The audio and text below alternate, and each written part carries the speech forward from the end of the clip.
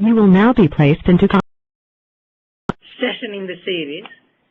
So today, do not worry, Son will talk about LTE Advanced.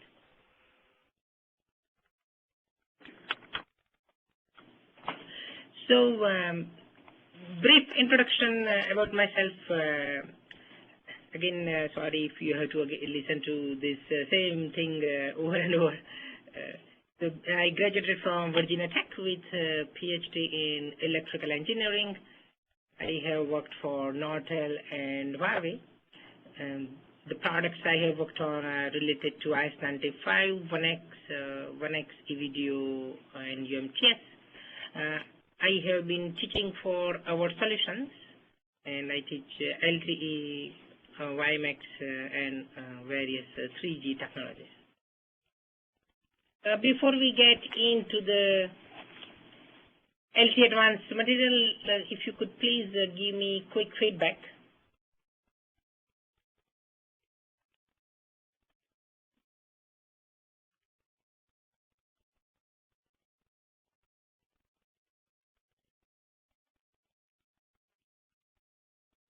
I'll give you a few seconds to complete this one.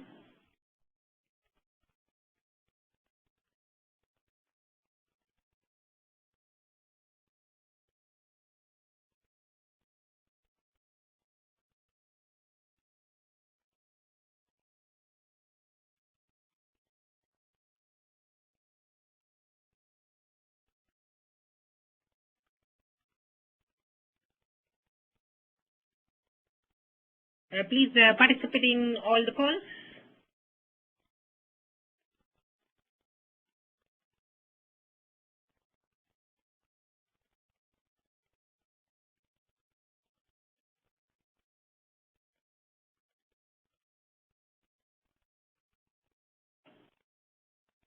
Okay, let's share the results. About 40% system test integration and customer support. Some systems engineering. Okay, very good.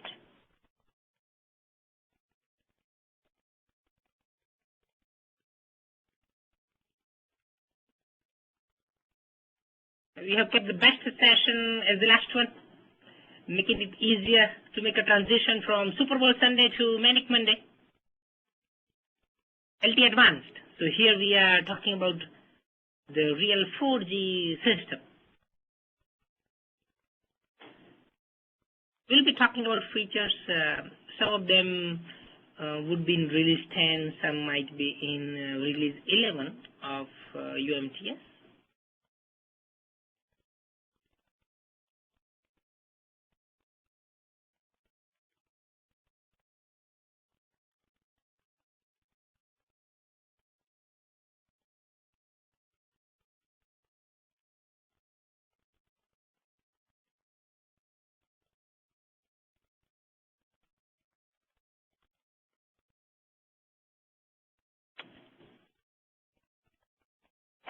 Okay, let's look at the results. Okay, about 80% consumption medium degree of details, about 20% want a lot of details.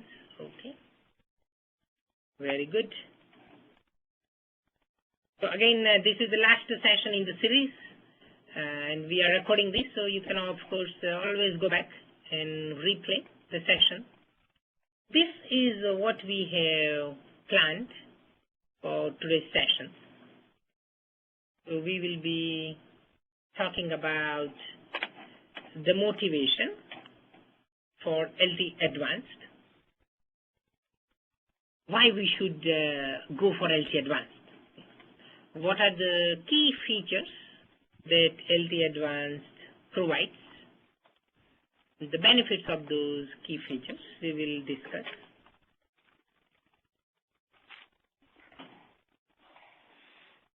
We have also made enhancements to the architecture of the overall LTE system. We will also see that a lot of enhancements are related to the air interface. So we will pay a lot of attention to the air interface. We would also talk about briefly how to set up an end-to-end session in LTE Advanced, and more specifically we will discuss how that is different from traditional Release 8 LTE session setup. So those are the topics that we would be covering today. Now at this time, this is work in progress. Majority of the work related to Release 10 should be done by March this year, but there would be some other minor items perhaps also taken care of during the remainder of the year. Okay. And some of the features, maybe some more complex items may be pushed over to Release 11. But here we'll be focusing more on the LTE Advanced. So some may be in Release 10, some may be in Release 11. Okay, very briefly, the evolution path to LTE Advanced.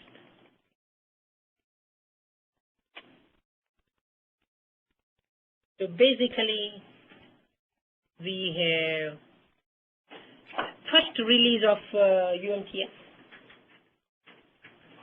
That was Release 99. So we started supporting voice and data, voice, regular voice, AMR speech codec. We could have supported up to 2 megabits per second data rate, but in practice, Release 99 deployments supported up to 384 kilobits per second in general. Release 4, basically we broke MSC into two pieces, MSC server and media gateway. There is better independent circuit switch architecture, and MSC server takes care of signaling. The media gateway actually takes care of the user traffic, voice traffic. Release 5, HSDPA, high-speed downlink packet access, significant increase in data rate.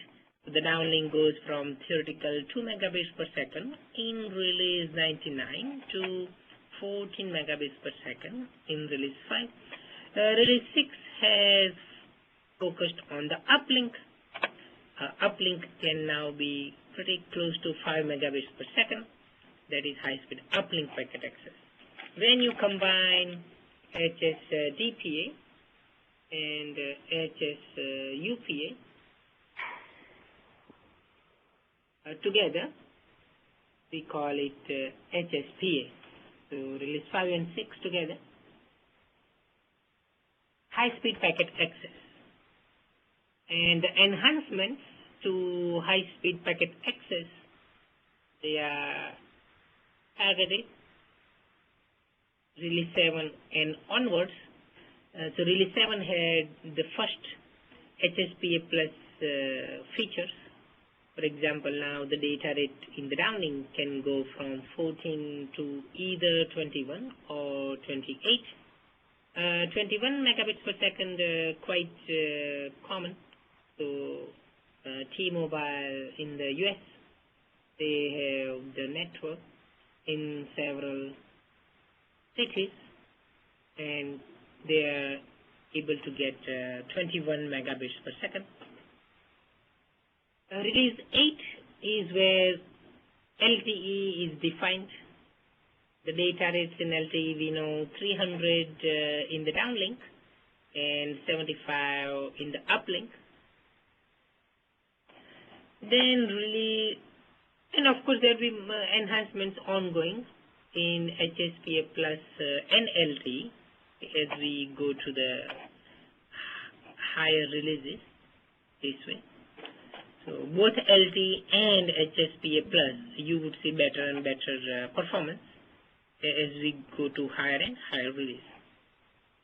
So in Release 9, we have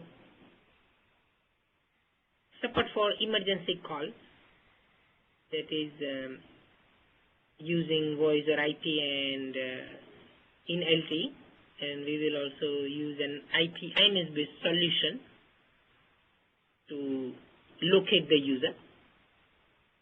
Release 9 does not get much attention, but release 10 gets a lot of attention, and that's where you will see LTE Advanced.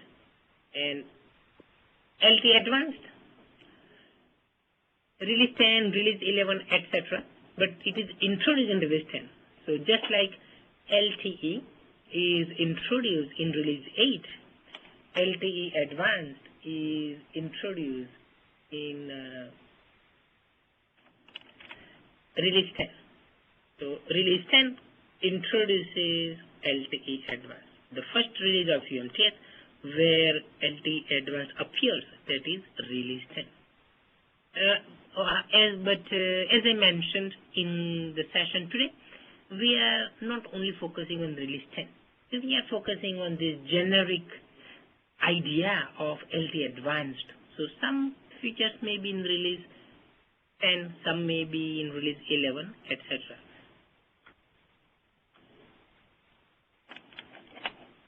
So, in brief, what kind of data rates can we expect in release, not necessarily release 10, but let's say LTE Advanced.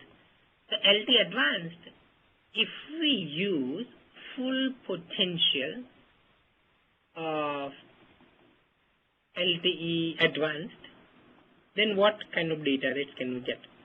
We can get as high as 1 gigabits per second in the downlink. So just like we have 300 megabits per second downlink in LTE, that will increase to 1 gigabits per second in LTE Advanced, and 75 megabits per second uplink would be then going into this kind of range all the way up to 500 megabits per second. So downlink would be as high as 1 gigabits per second and uplink as high as 500 megabits. That is LTE Advanced. Now release, we got one question, so I will just mention that. So yes, 21, 28 megabits per second, these are the downlink data rates. So either 21 or 28, but in practice 21 is more popular. These are downlink data rates. The uplink is 11 megabits per second.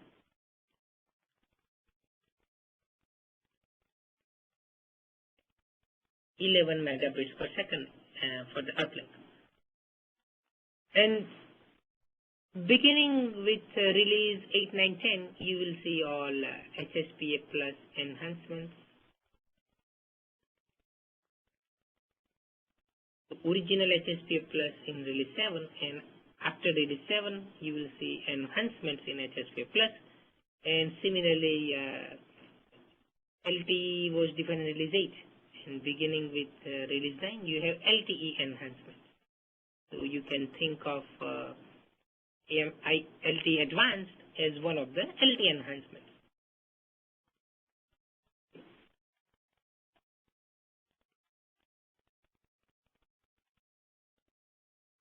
Some motivating factors behind LTE and LTE Advanced.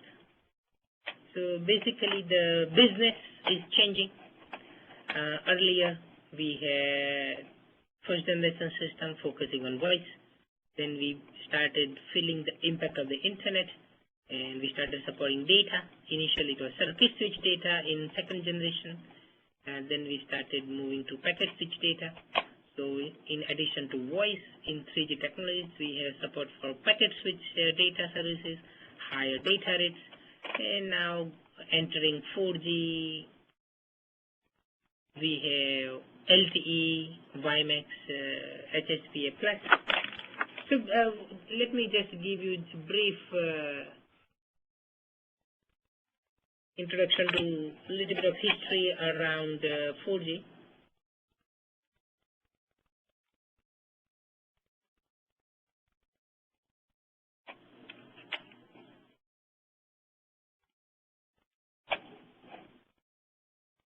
Okay, so we have this International Telecommunication Union. So they decide the generation of the cellular systems, 3G, 4G, etc. So they have some requirements, so-called IMT Advanced.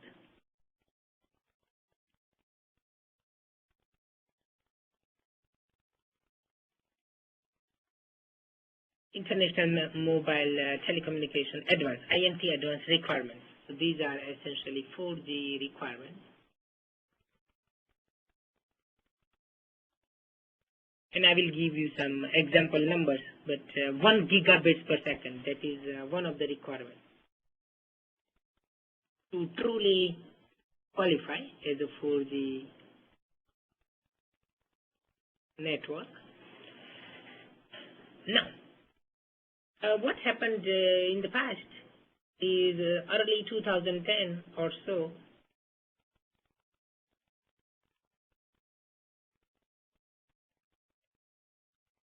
they said that LTE Advanced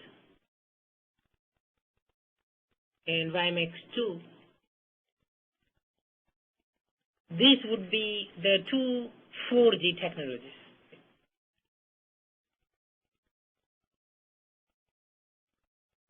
So they can meet this kind of requirements. But then a lot of carriers, Sprint has WiMAX, and T-Mobile, they have HSP+, they started using the term this 4G. Now, in some cases, if you have limited bandwidth, let's say 5 megahertz, then in practice, HSP+ could be quite competitive with LTE configurations. So in some cases, it may be slightly higher than LTE data rates in practice. So then ITU sort of redefined in December 2010 that in terms of the word 4G, it is applicable to, in addition to LTE Advanced and WiMAX2, HSPA Plus is also okay, as long as we have significant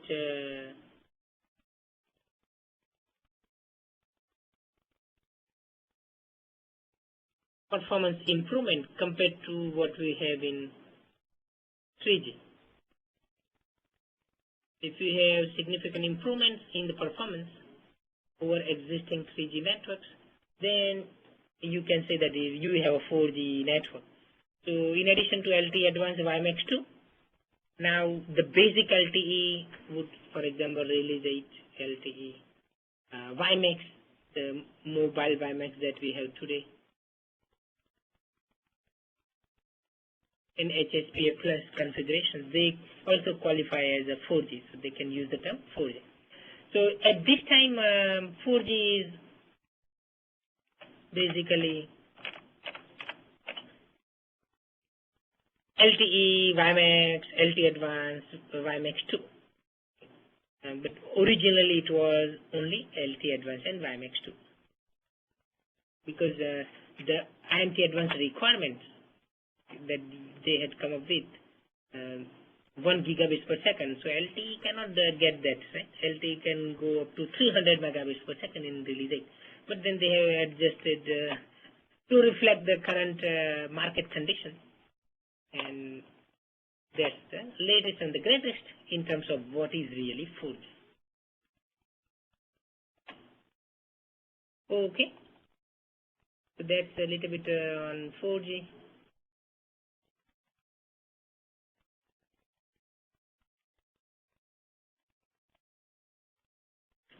Okay. And there was a question on the bandwidth for 1 gigabit per second. So 40 megahertz is good enough. A little later I will quickly summarize how we can get 1 gigabits per second. In summary, the business is changing such that we have now voice through voice or IP. Okay, so sometime 2012, 2013, you will see the LTE handsets becoming available, and then when you make a voice call, it would be through voice or IP. That's the voice or IP. And applications, more and more emphasis is on data. With iPhones and drawers and iPads, a lot of data would be traveling through the network. So a lot of business is coming from data. Data revenue has been growing more than 30 to 50% rate. If you compare that with voice, in fact, revenue from voice is even declining. So we need to pay a lot of attention to data, and that's what the emerging systems, LTE, LTE Advanced, WiMAX, WiMAX2, HSP Plus are focusing on. How we can support high-speed data cost effectively. That is the idea, cost effective. Now, some motivating factors behind LTE Advanced. First and foremost, we need to meet IMT Advanced requirements. Okay. So, what are those requirements? We will briefly summarize in the next few minutes. But that is one of the key features, okay, of LTE. That doing something that will help us meet and in some cases even exceed those IMT Advanced 4G requirements. Also, we want to utilize additional spectrum. So some new spectrum is becoming available around 450 megahertz, 700 megahertz, 3.5 gigahertz, and so on. So we would start supporting those additional spectrum frequencies, and we would have more than 10 or 20 megahertz available, maybe 40, 60, etc. So now we want to exploit availability of such spectrum that is expected to become available in the coming years. We are always interested in improving the performance, improving our data rates, reducing the latency and so on, at the same time reducing the cost. So better performance, at the same time lower cost. So that is always our interest. So we will see that LTE Advanced is giving us even higher spectral efficiency than what is available with the current LTE design. And of course, we have to stay ahead of the competition. So WiMAX is advancing to WiMAX2. HSPA Plus is also making a lot of headways, so we have to stay ahead of the competition. So that's one more reason why we need to move toward LTE Advanced. Of course, in future, the users will be relying more and more on data-intensive applications, maybe high-definition video streaming, CD, quality voice, and so on. So we would like to be prepared for emerging requirements in terms of services. So all these are motivating factors behind LTE Advanced.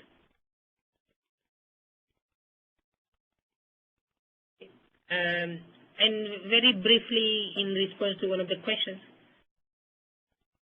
at the 21 megabits per second, I already mentioned that is for the downlink, and uplink can be 11 megabits per second. Release 9, is it for HSPA or LTE? Well, beginning with release 8, we will see HSPA plus enhancements, because HSPA plus was in release 7, so release 8, 9, 10, etc. HSPA plus is making changes. And release 8 defined LTE, so release 9, 10, 11, etc. are focusing on LTE enhancements. The bandwidth for 1 gigabits per second, 40 megahertz is good enough to achieve 1 gigabits per second, and I will do some calculations a little later. Thank you for your questions.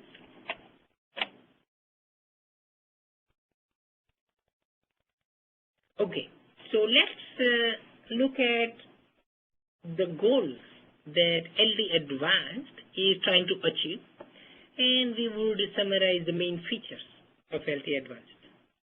Once we mention the features, then we'll be going into little more details of all the features of LTE Advanced. First, we said that LTE Advanced wants to either meet or in some cases exceed the requirements of IMT Advanced. So first we need to understand what IMT Advanced requirements are. So here we are summarizing the requirements. Okay, so IMT Advanced, the data rates very high.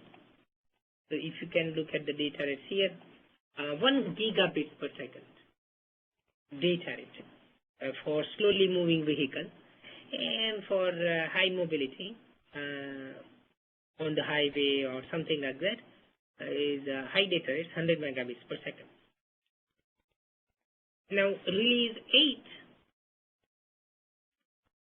we just look at the numbers, then we could potentially get all the way up to 300 megabits per second when we use the full potential of LTE release 8. Now we need to get to 1 gigabits per second. So let's answer that question, how we can get 1 gigabits per second.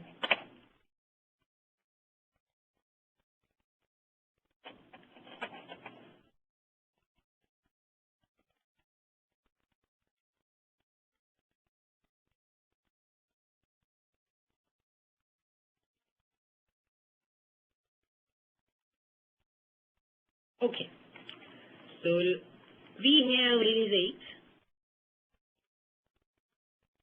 8 that is able to give us 300 megabits per second in the downlink.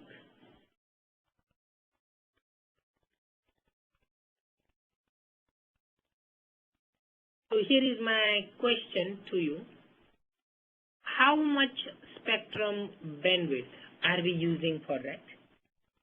So to achieve 300 megabits per second, how much spectrum do we need for the downlink? Here we are focusing on the downlink.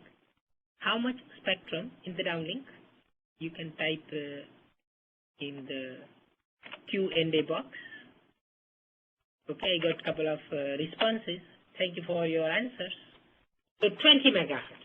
We need to have 20 megahertz downlink. And so if you are doing FTD, then 20 megahertz downlink and 20 megahertz uplink. Okay.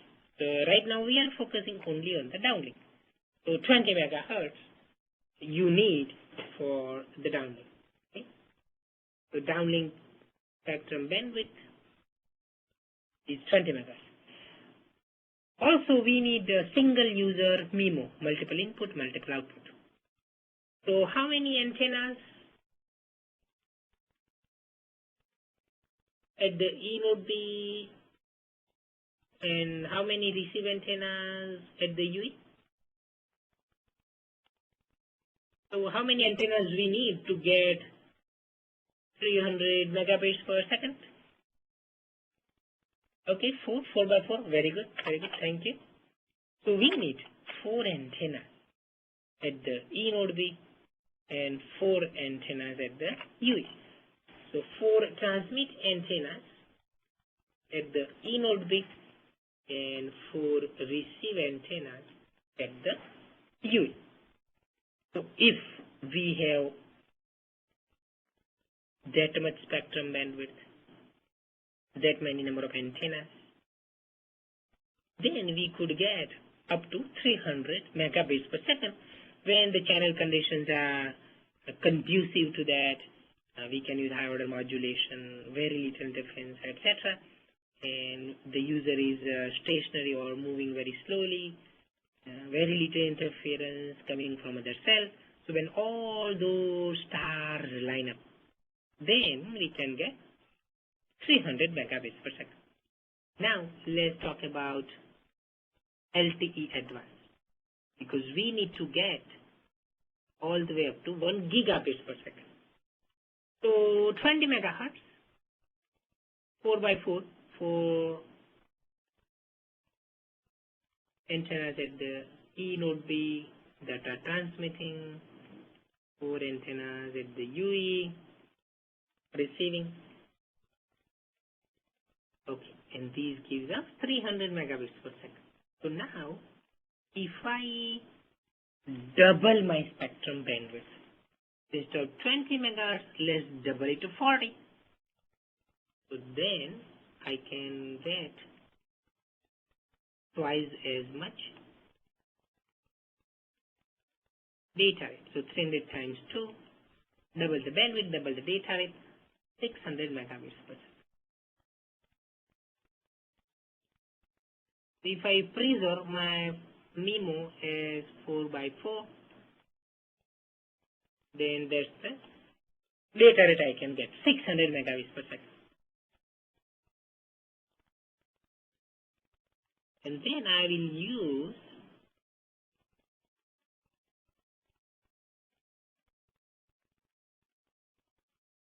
instead of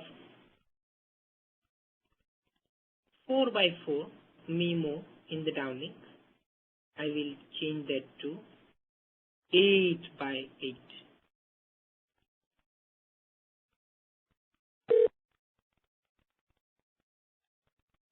So we are doubling the number of antennas. So we are doubling the amount of data sent. Double the data rate. So 600 times 2. So now I am able to get 1 gigabits per second. So in summary, if I want to achieve 1 gigabits per second data rate, I would be using 8 by 8 single user MIMO.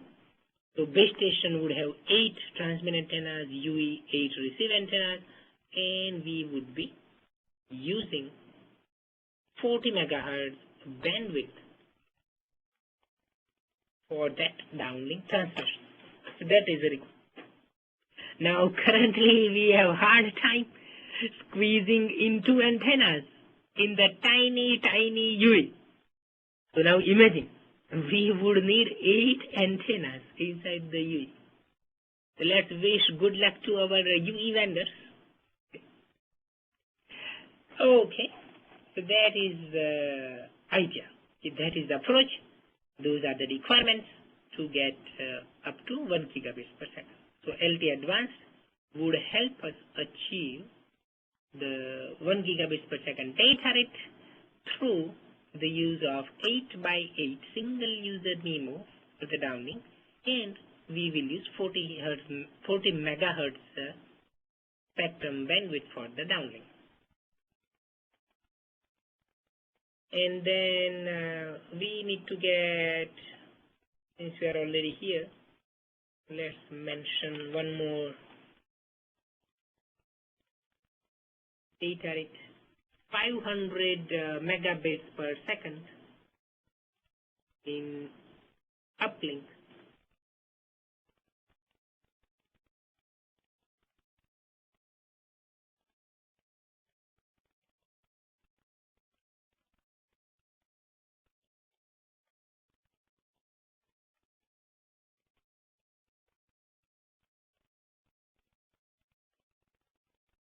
Okay, so release rate LTE, we have the UE using 20 megahertz bandwidth,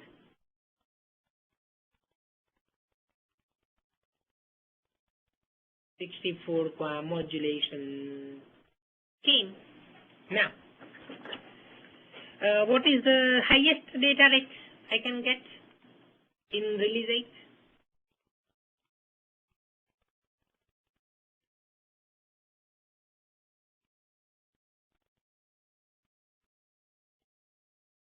75. Okay, very good. Very good. 75 megabits per second. Thanks for your answers. So I am using the whole 20 megahertz bandwidth in the uplink, 64 modulation. How many antennas am I transmitting from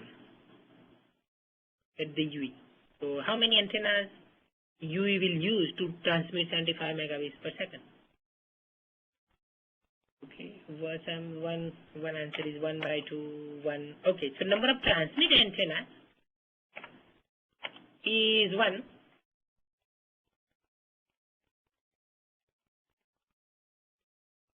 Now, in terms of E node B, we may use receive diversity for reliability.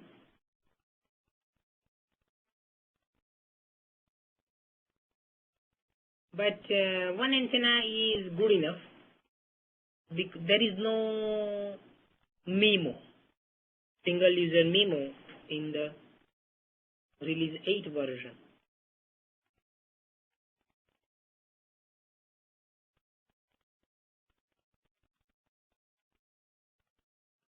Right? So the UE transmits from a single antenna. E node B may receive the signal either on one or multiple antennas, but one antenna at the E node B, one antenna at the UE, that is good enough, along with 20 megahertz bandwidth, 64 QAM to give us 75 megabits per second. Now we need to make a jump from 75 megabits per second all the way up to 500 megabits per second. So how do we do that?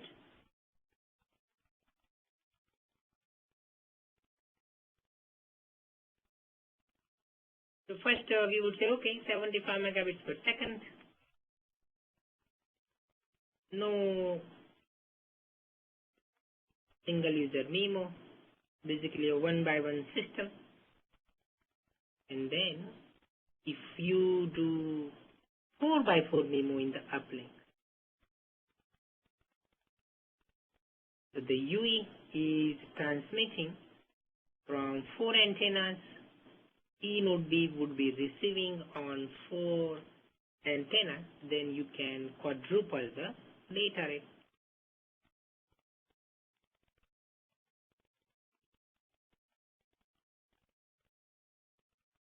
So 20 megahertz bandwidth,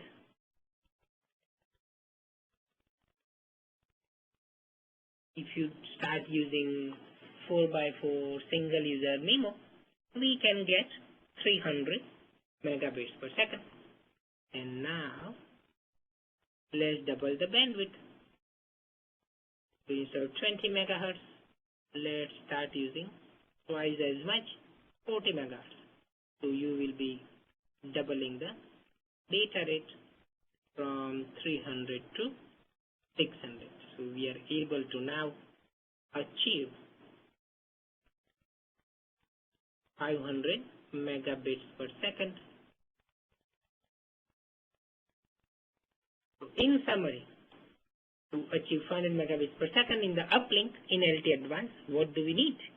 We need 40 megahertz spectrum bandwidth for the uplink, and we need 4 by 4 single user MIMO.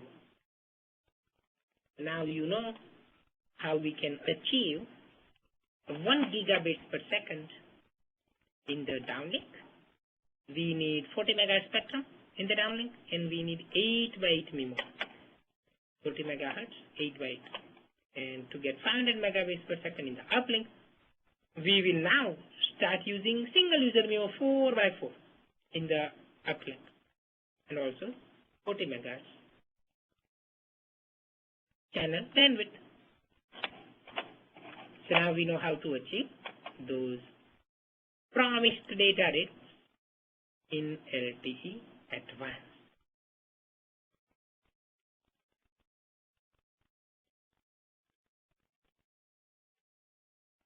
We have one question in the Q&A box about some 40 megahertz.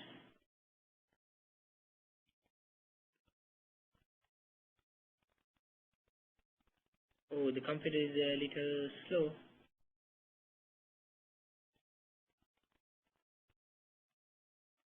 Okay, so when I can see the full question, I will answer. Okay. What is your IP capacity? We want to support 40 users per cell, per sector, per megahertz. And then spectral efficiency. IMT Advanced, we want to get 15 bits per second per hertz in the downlink and half of that in the uplink.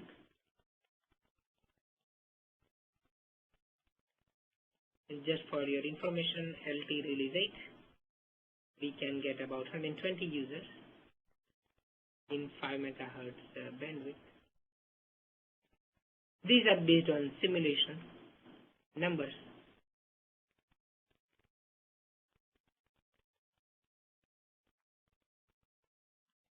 About 24 we can support today in Release 8. And now we want to double the number of users per megahertz. Spectral efficiency in Release 8. The downlink we can get 300 megabits per second in 20 megahertz.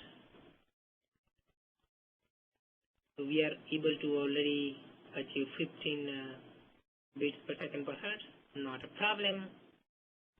Uplink would be a problem because we can get only 75 megabits per second in 20 megahertz in Release 8.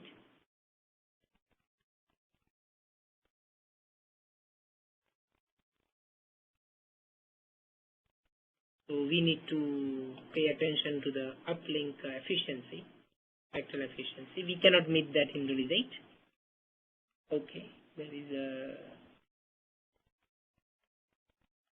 question. Will the 40 megahertz need to be contiguous? No. We will see that there is a feature called carrier aggregation, spectrum aggregation. So 40 megahertz could be contiguous or it may not be contiguous. It could be either way.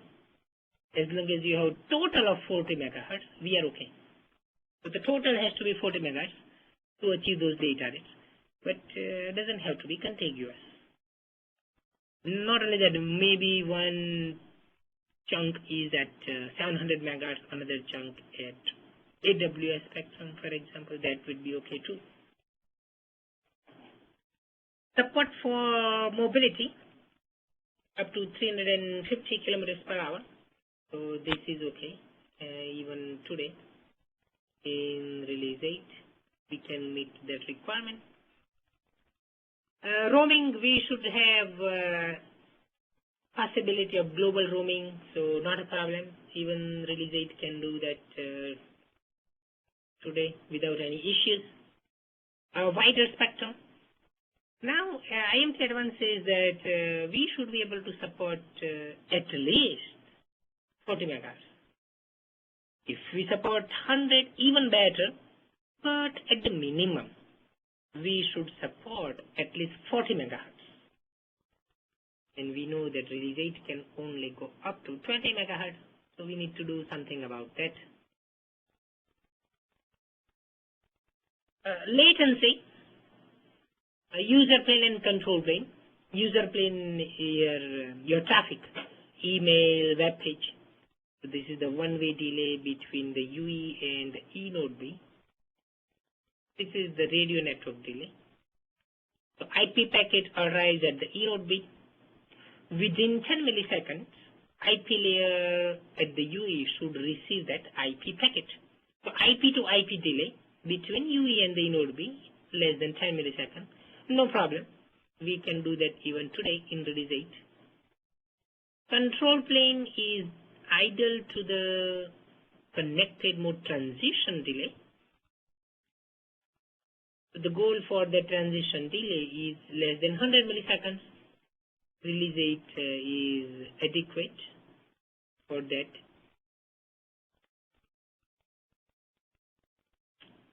Handover interruption, going from one cell to another. one E node B to another. If you stay at the same carrier frequency, then the goal is 27.5 milliseconds. If you have to change the frequency, slightly longer delay is targeted, 40 milliseconds. So that should be okay in terms of release 8. So in summary, release 8 can meet some of the requirements for IMT Advanced, but not all. Right? More specifically, we need to increase the data rate, peak data rate. We need to support larger bandwidth.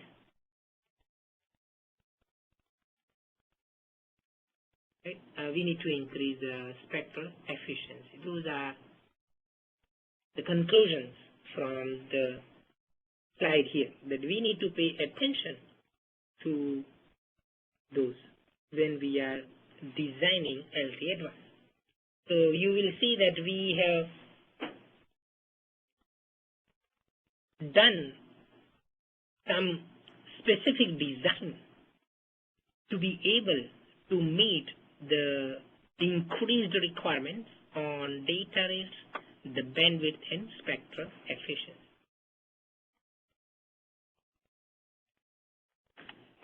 So let's see what LTE Advanced is trying to aim for.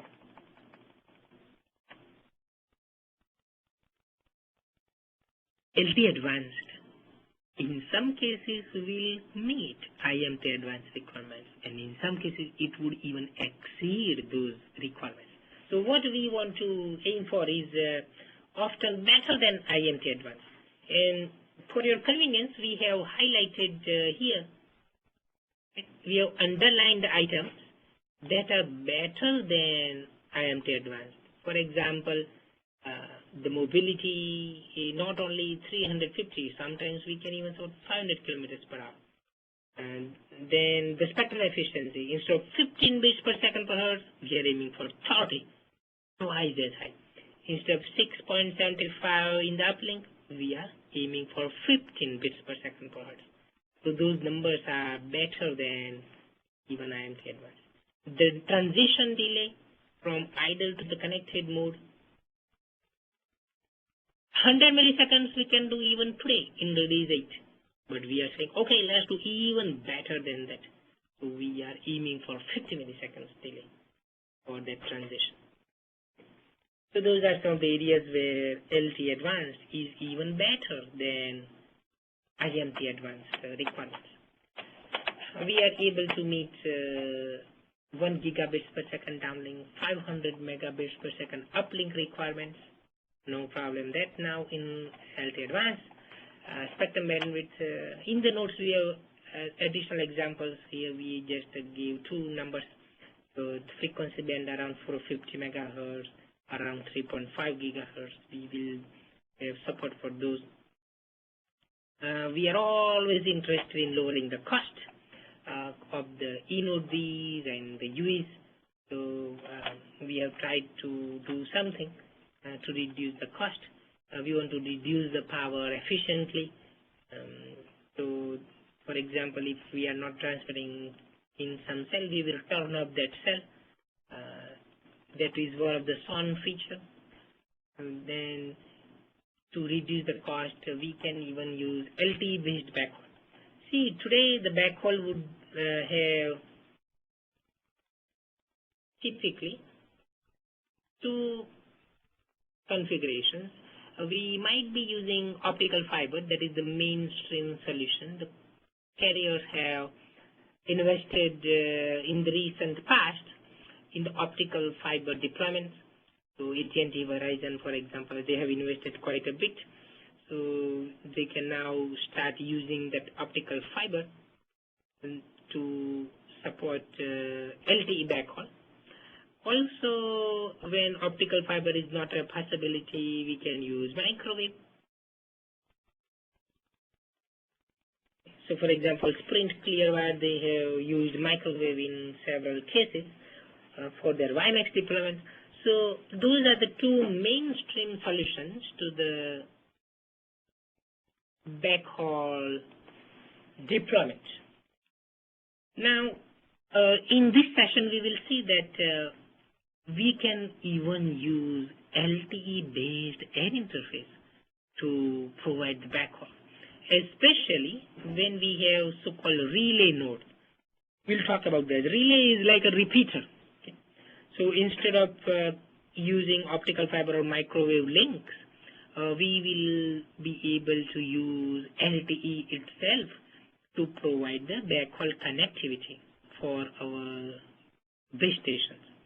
So we'll talk more about that little later. But LTE-based backhaul would then cut down the cost, because now we do not need to use any optical fiber or microwave. We looked at self-organizing networks in one of the sessions, and LTE Advanced would make some additional enhancements to the basics on features that are defined in Release 8.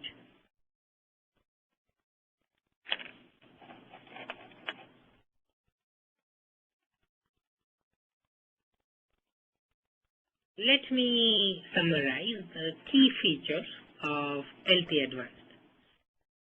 But just a caution, some features may be in Release 10, some may be in Release 11, 10, 11, etc. But we are interested in getting the main concepts. So what are the key features? We have in the downlink support for 8x8 single user, multiple input, multiple output. So we have E node B transmitting from potentially 8 antennas. The UE would be receiving the signals on up to 8 receive antennas. So today in Release 8 we have 4x4 MIMO for the downlink, and that will be increasing to 8x8 in LTE Advanced. We do have beamforming in Release 8, and here we have made some enhancements to improve the overall beamforming operation in Release 8. Release 8, there was no single user MIMO support in the uplink, but now in LTE Advanced we have support for 4x4 MIMO, 4 antennas transmitting from the UE and 4 antennas receiving at the E node B. 4 or more, it could be more than 4, but at least 4x4. So those are the changes related to multiple antenna techniques. If you were missing your soft handover is back. It is formally called coordinated multi-point transmission reception, comp transmission and reception. So now instead of UE communicating with a single cell, single sector, now we have the possibility of multiple E node Bs transmitting to the UE. We have the possibility of multiple E node Bs listening to the UE in the uplink. So coordinated multi-point comp transmission and reception. So that is one of the features, which is like CDMA soft handover. Software. I mentioned that we are enhancing the LTE architecture. So one example of that is so-called relays or repeaters. A relay is an advanced form of a repeater. So that will basically improve the coverage significantly.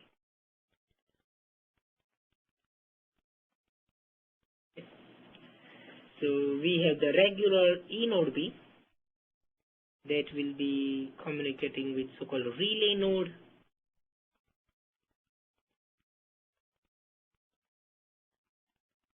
relay node, and the relay node will then communicate with the UE. So that is your relay architecture. That's new in LTE Advanced. Since we have to have support for larger channel bandwidth, how do we do that? So there is so-called carrier aggregation, where you aggregate, you combine multiple carrier frequencies. So instead of just one carrier frequency at 20 megahertz, now you can have multiple carrier frequencies. If you have two, you can have total of 20 times 2, 40 megahertz. Indeed, LTE Advanced supports all the way up to 100 megahertz. So we would have 5 traditional LTE carrier frequencies, 5 times 20, 100. So the total bandwidth we can support would be 100 megahertz. So we would have one carrier frequency, 20 megahertz bandwidth. 5 such carrier frequencies together will help us reach 100 megahertz total channel bandwidth. They may be contiguous, they may not be contiguous. And finally, we have some features. Toward the end of the session, I will summarize those, and those features will help us achieve lower latency. Okay, so we are able to reduce the latency further compared to release 8. Instead of 100 milliseconds, it will go down to 50 milliseconds for the idle to connected mode transition. So those are the key features. So this is a preview of what is coming your way in the next couple of hours. Okay, let me ask you a question now. I'll give you 2 to 3 minutes to think about this question. Please participate in the polls.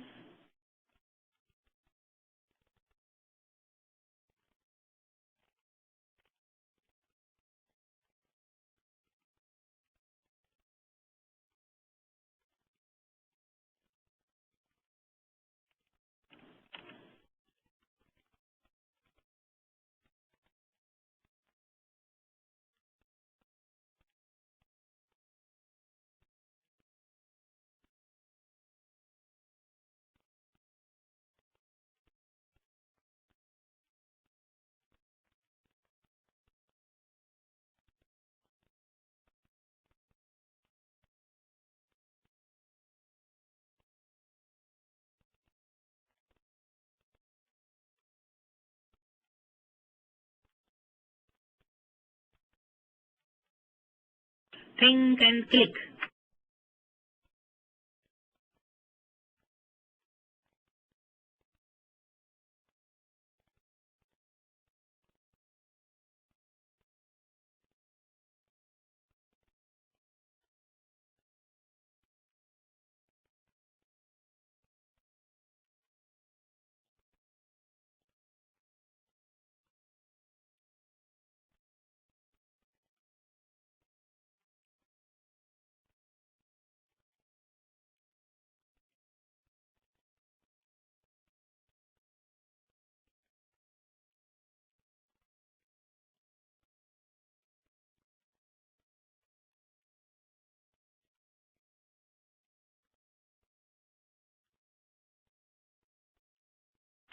Thirty seconds to go.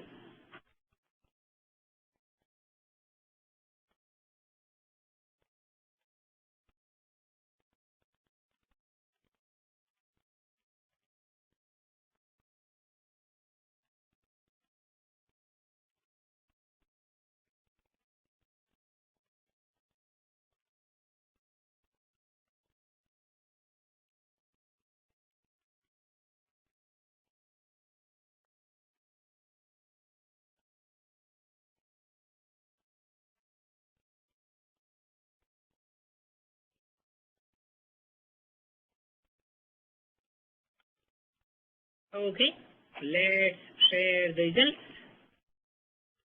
So the last statement is not applicable to LTE Advanced. User plane delay we have 10 milliseconds as the target, 10 milliseconds, not 2 milliseconds, 10 milliseconds. Okay, let's discuss the enhancements related to the architecture in LTE. So we will take a look at a couple of things. We will look at so-called home keynote base and the relays.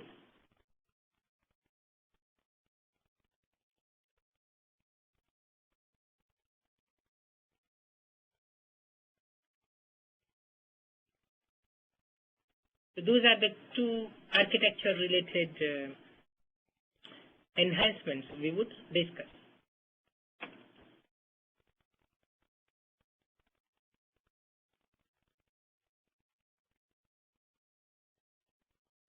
First, home ENOD.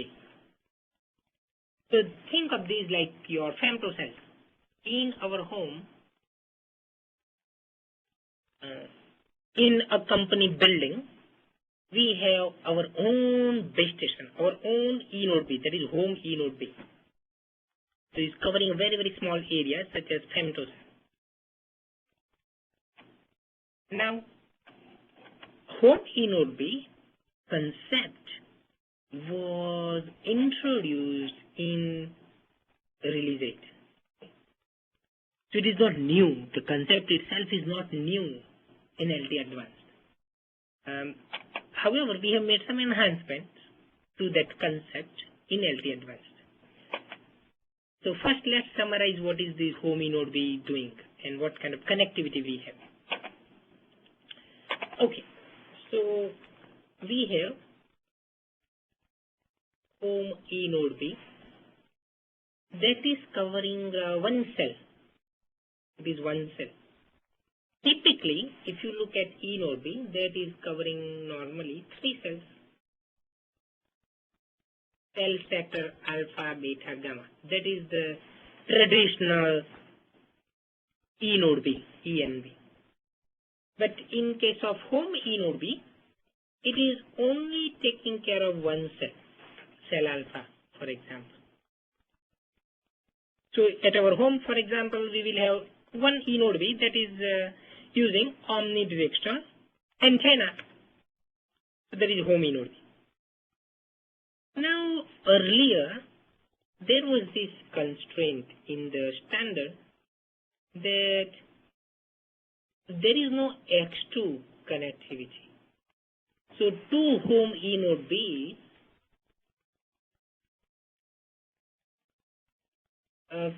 could not talk to each other.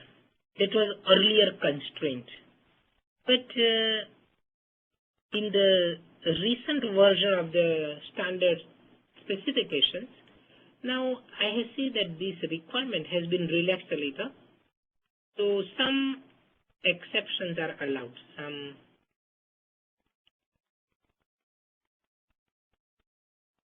possibility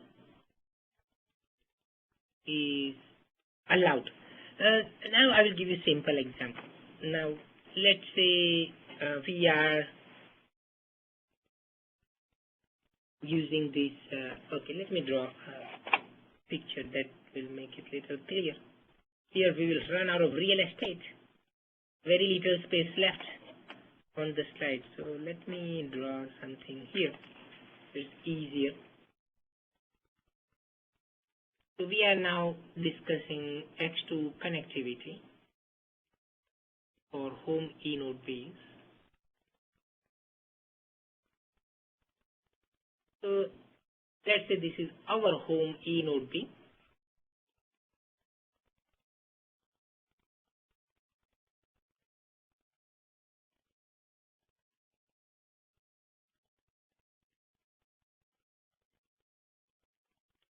And then we have neighbor, our neighbor.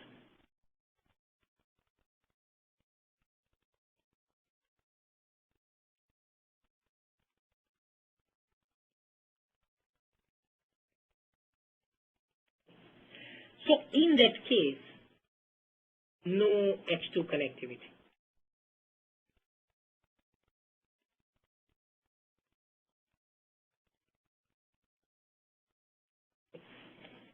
Because we have paid for our home in node B.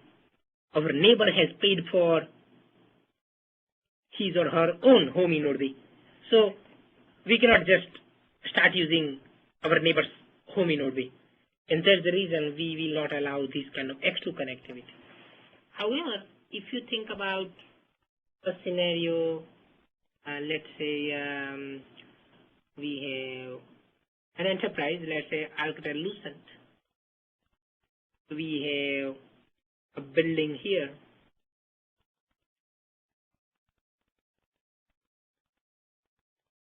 We have another building. Maybe this is one home in node B. Maybe we have another home in node B here.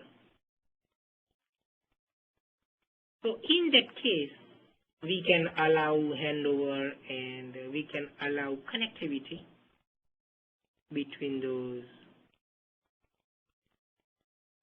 home E node Bs. Okay. So in that case, we would like to have this kind of X2 connectivity. Okay. So there are some cases where we will allow X2 connectivity. Okay. And in some cases, we would not allow. Earlier, in the standard, they said no X2 connectivity for home in node Bs. But now they have relaxed that requirement to include this kind of specific scenarios.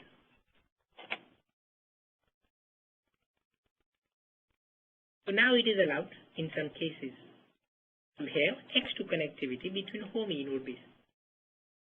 Okay. So that is sort of one rule relaxation that we have in the recent version of the standard documents. Now, in general, how do we connect home E node B to the EPC, Evolved Packet Core? So there are two possibilities. One possibility is we can have the home E node B directly talking to MME, directly talking to the serving gateway. So we have S1 MME interface, we have S1 user plane with the serving gateway. But that is only one option. Another option is to use the help of some gateway. So that is the second option. So in that case, multiple home E node Bs, they can connect to the same gateway, and now we are able to aggregate the traffic.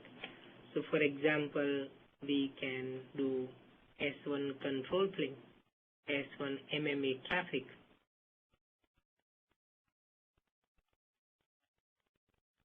combining, done at the home E node B gateway. So one simple example would be multiple home E node Bs from one building. They can be connected to the same home E node B gateway, so that only one connectivity is required between MME and the home E node B gateway. So it reduces S1 connectivity. It makes it more scalable. That is the benefit. Similarly, we could perhaps have multiple home E node Bs in some neighborhood. Let's say we have our housing community. So then our home E node B, our neighbors' home E node Bs, they can all connect to some single gateway, and that is able to give us scalability. We can do control signaling aggregation, traffic aggregation, and connect to just one MME or one serving gateway, rather than connecting every home E node B to MME, every home E node B to serving gateway. If you aggregate traffic through and control signaling through home E node B gateway, it makes your system more scalable. You are only requiring local connectivity here, but the long distance connectivity between the MME and the gateway, that has been reduced significantly. So that is one of the motivating factors behind providing some kind of gateway. Okay. So those are the two generic configurations allowed by the standard. We have got one question. related to the connectivity of A node Bs. Different home A node Bs may assign the same UE-S1 AP. How does the gateway resolve the conflict?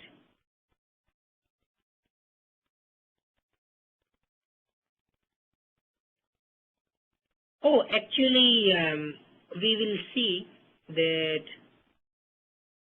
between the home E node B and the home E node B gateway, there is this S1 interface. Okay? So for each UE, we will have separate S1 AP identity. So there will not be any conflict because this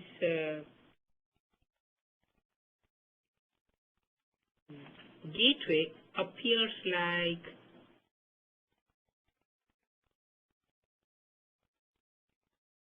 MME to the home E node B. So for a given user, this gateway would give one S1 AP ID to the user talking to one home E node B, and it would give another S1 AP ID to the UE coming from another home E node B. So there is no need to do anything special. Home E node B gateway inherently acts like some MME, and it would make sure that we have different S1 AP IDs. So basically, this kind of conflict will not arise because home E node B gateway behaves like an MME, and it would indeed give different UEs, different S1 AP IDs. So no such conflict would arise. Thank you for your question. I will give you one example of the protocol spec. Okay. So the example here is for the S1 user plane. The similar idea is also applicable to other interfaces such as S1 MME and so on. Now, let's say our UE is communicating with the home E node B via the air interface, LTE air interface.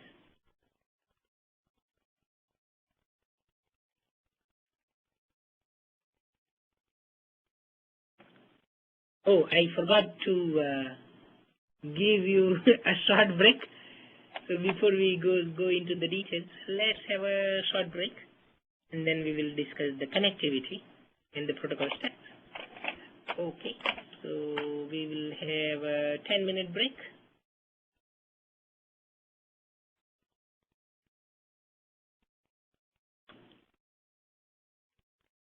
Welcome back. Let me give this opportunity to you to use the audio bridge. Any questions through the audio bridge? *7 unmute, *6 mute, *7 unmute.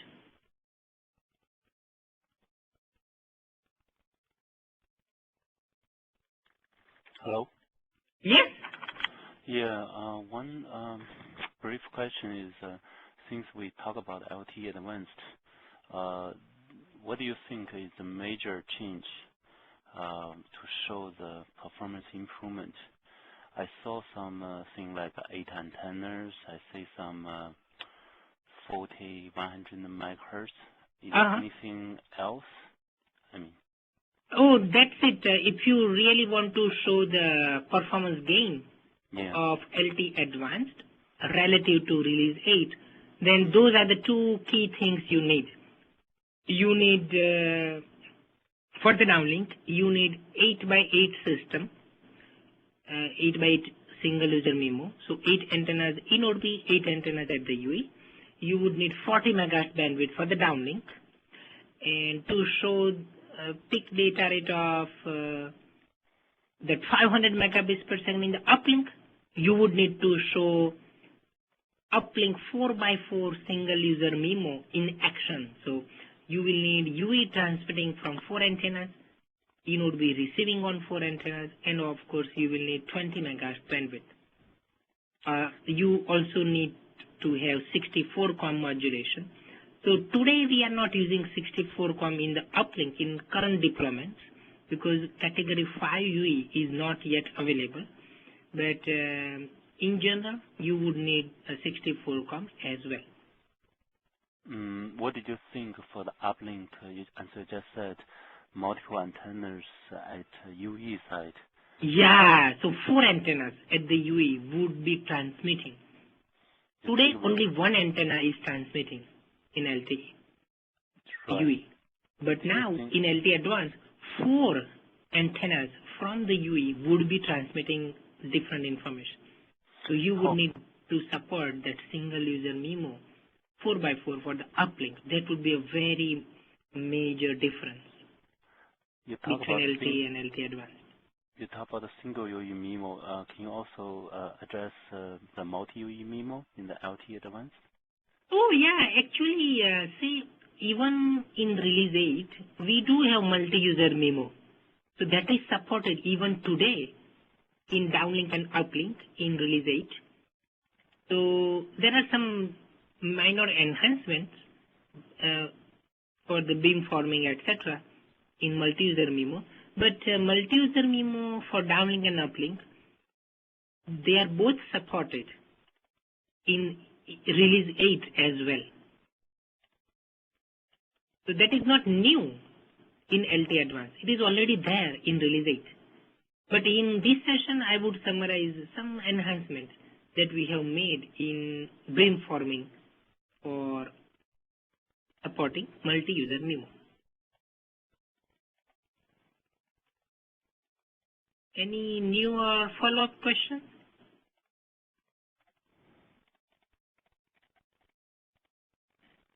Are you okay now? Anything else?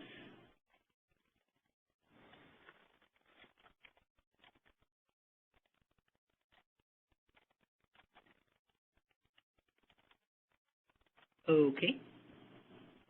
Okay. Any other question from anyone?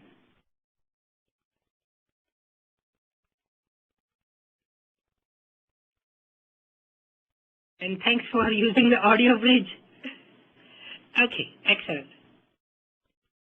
I will wait for 10 more seconds for a new question through the audio bridge.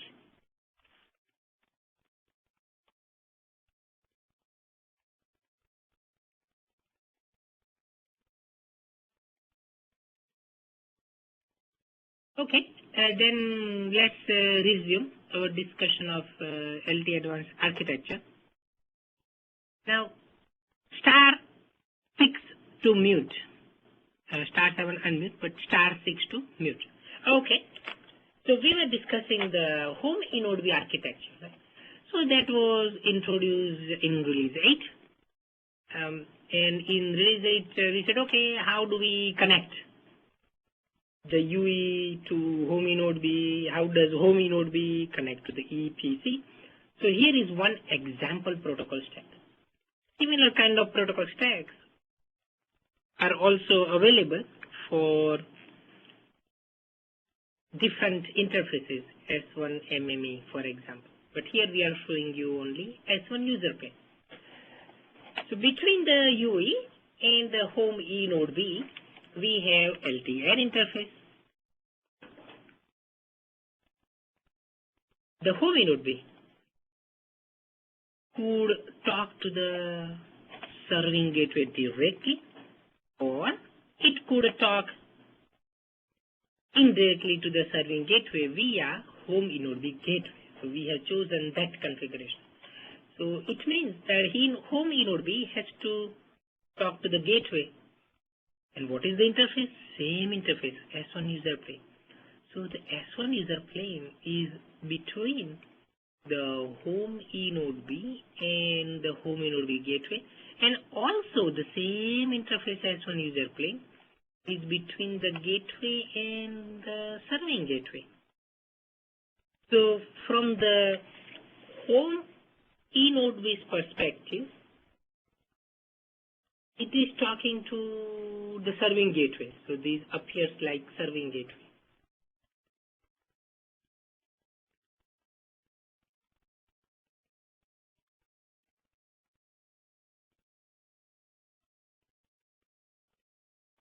So home inode B thinks that, oh, it is talking to some serving gateway. And similarly, the serving gateway thinks that it is talking to home inode B. So home inode B gateway appears as home inode B to the serving gateway. So it means we have to replicate the entire protocol stack. And as you know, the S1 user plane means that we have the GTP channel, user plane channel. So that is the GTP protocol. Since we are talking about S1 user plane, the GTP channel is GTP user plane. And GTP runs over UDP, UDP runs over IP, any layer 1, layer 2 can be used. Now, let's say we send some kind of traffic, email or web page, something like that. So that would be going over an interface, and then the email would be placed inside a GTP tunnel. So then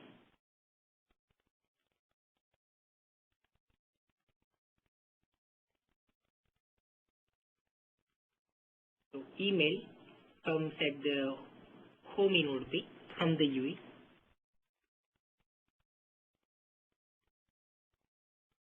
And then we will put that inside a GTP packet. So GTP houses the email now.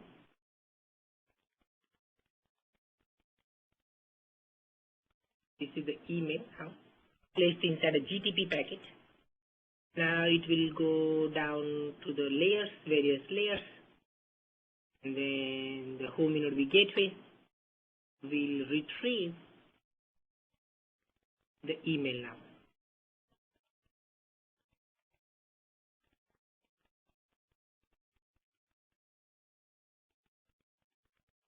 From that GTP packet.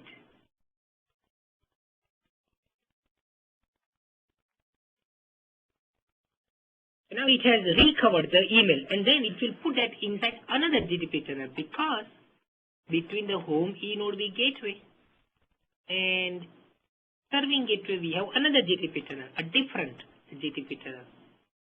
So we have to now again put that email inside another GTP channel. So that's what is done by the gateway. So again, go down like that, and SDW will recover the email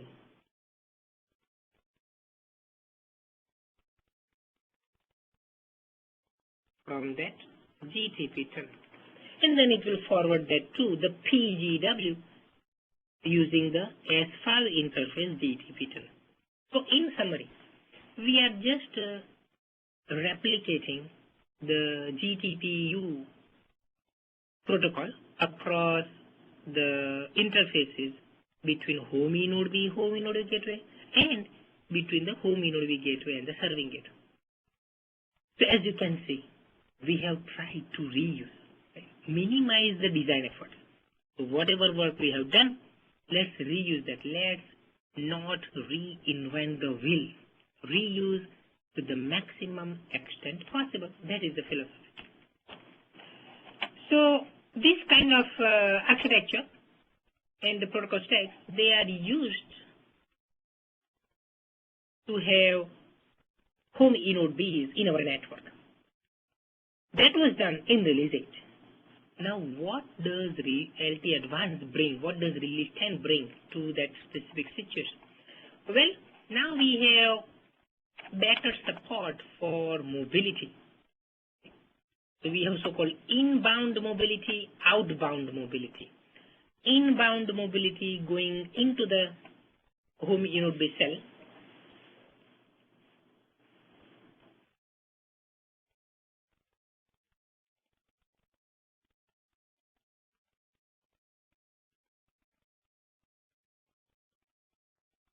So from regular inode B, we can do handover into the home inode B. And outbound means we are going outside the home and we start using the regular E node B from the macrocellular or microcellular network. So in release 10, we have now defined support for signaling messages to take care of this kind of handover. Now there is something called PSG, closed subscriber group. So let me summarize that idea.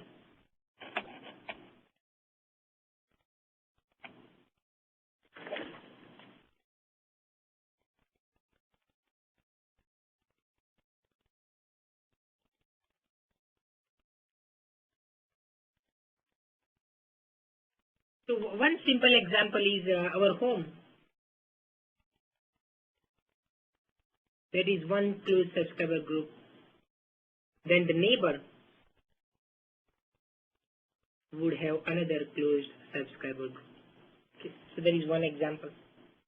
So it means that our home E node B would allow access,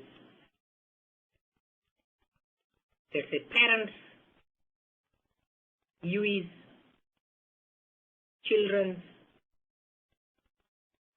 UEs, and so on. Okay. So all those UEs, they are members of this closed subscriber group. So if this is neighbor's UE,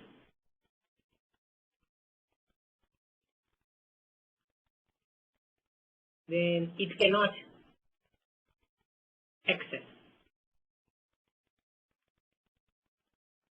our home E node B, because our home E node B belongs to subscriber group X, and the home E node B of our neighbor belongs to another closed subscriber group. So closed subscriber group means the UEs that are part of a specific set. So no one outside that set can connect to the home E node B. So another example would be university, or Alcatel-Lucent employees. So they have their own closed subscriber group. All the university students, professors, they can connect to the home E node Bs that belong to them. So those are examples of closed subscriber groups. You need to be a member of such closed subscriber groups to be able to access a closed subscriber group cell. That is the idea.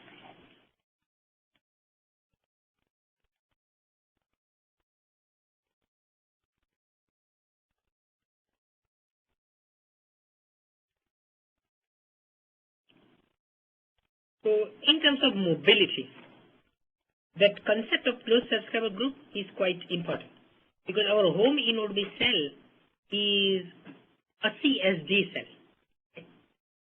Now there is very nice idea, so-called hybrid cell.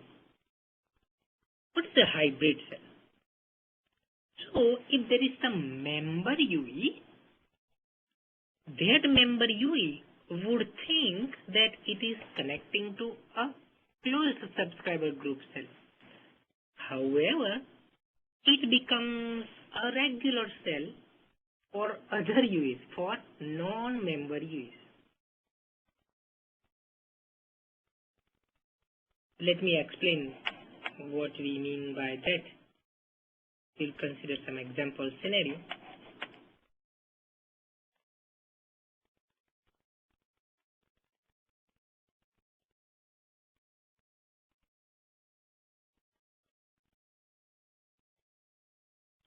Let's say we have an operator, Verizon, AT&T, etc.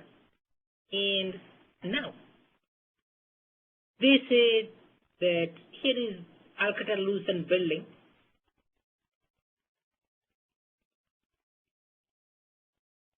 And let's put the base station right here. Okay?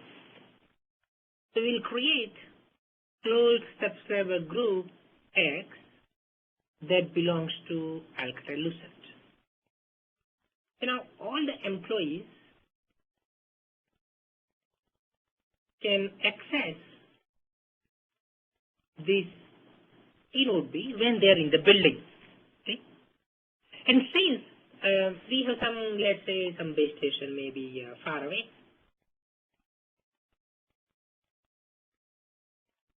this is regular eNode B, another far away eNode B here. So rather than connecting to those faraway eNode Bs, we can say that let's connect to the close by home eNode Bs. So we are reducing the distance between the user and the base station. So we should get much higher throughput.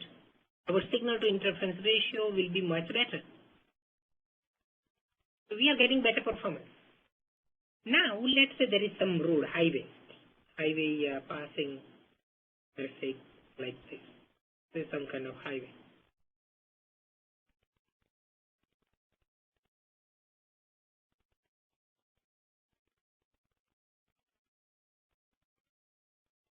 And there is some UE. Let me draw a car. I'm not a good painter. Okay. My children are much better painters. They're like Picasso. They have abstract painting. They're 3-year-old twins, so they have abstract painting. Maybe they can do a better job. But let's say we have some regular UE driving on a highway. Okay. Now, this UE is not a member of closed subscriber group X. However, they can also connect to this home eNode B.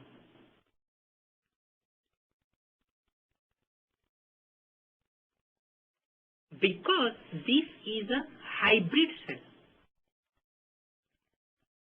So this cell appears like a regular cell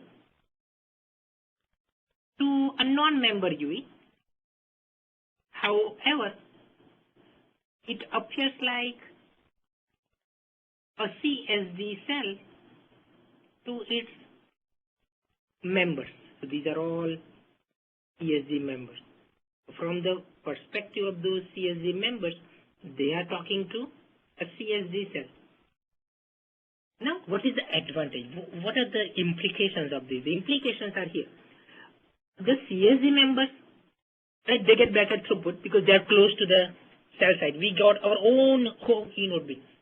So we have better throughput. If you connect to far away eNode B, your throughput will be poor because maybe you are near the cell edge. However, now we got the benefit. At the same time, we can share the cost.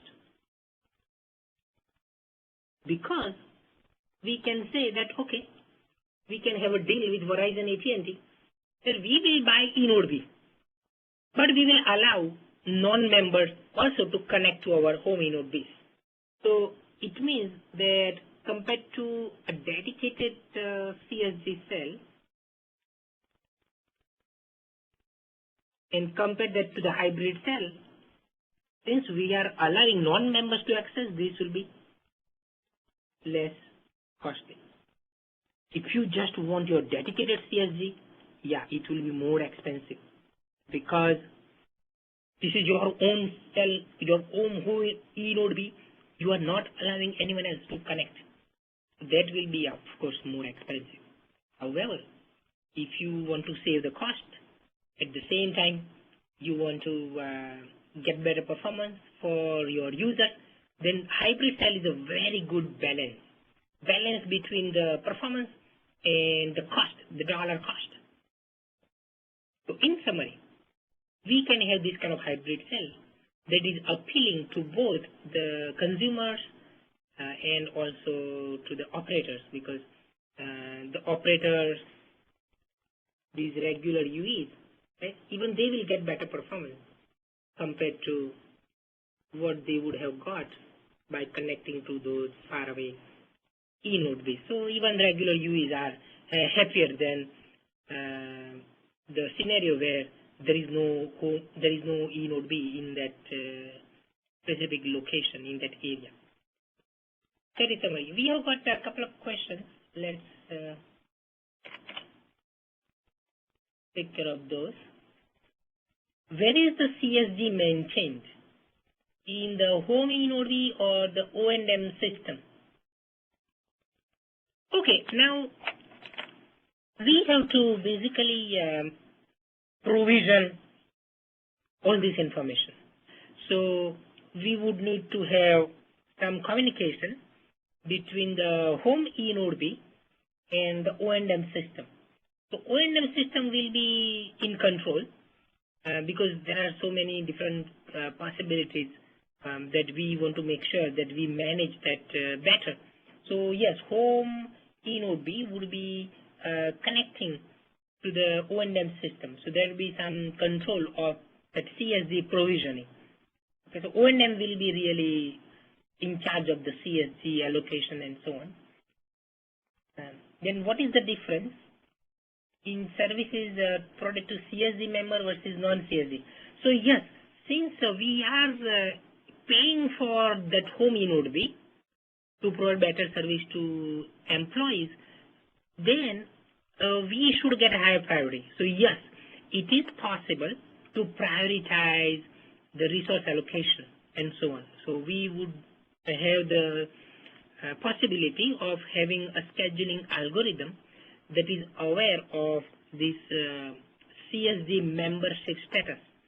So the UEs that are members of the CSG cell, they can get higher priority in that case. Yes, so it is possible to do something like that.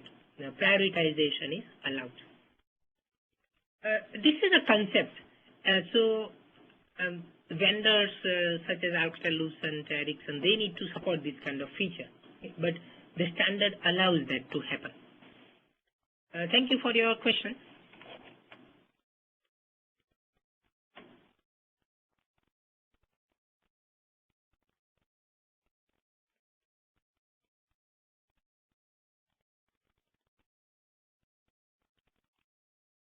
So now we have the hybrid cell. So again, the benefit is reduced cost for operator and consumer and better performance for the UEs.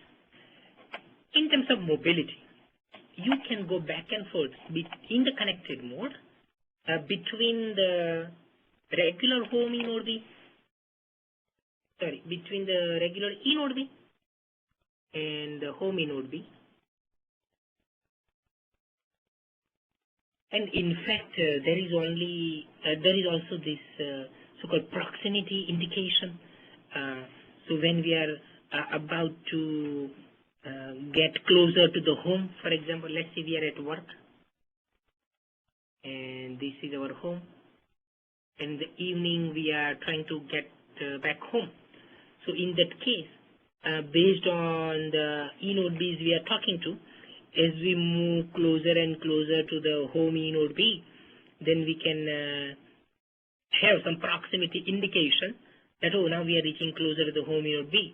So if we have turned off the home E node B to save energy, now we can reactivate the home E node B and turn the power amplifier on.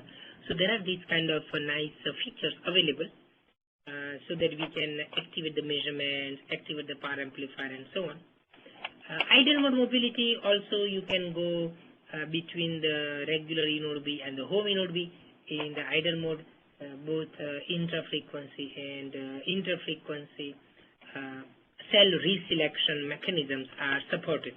Of course, whenever you are close to the home E node B, that kind of close subscriber group is prioritized because you are closer to your home E node B.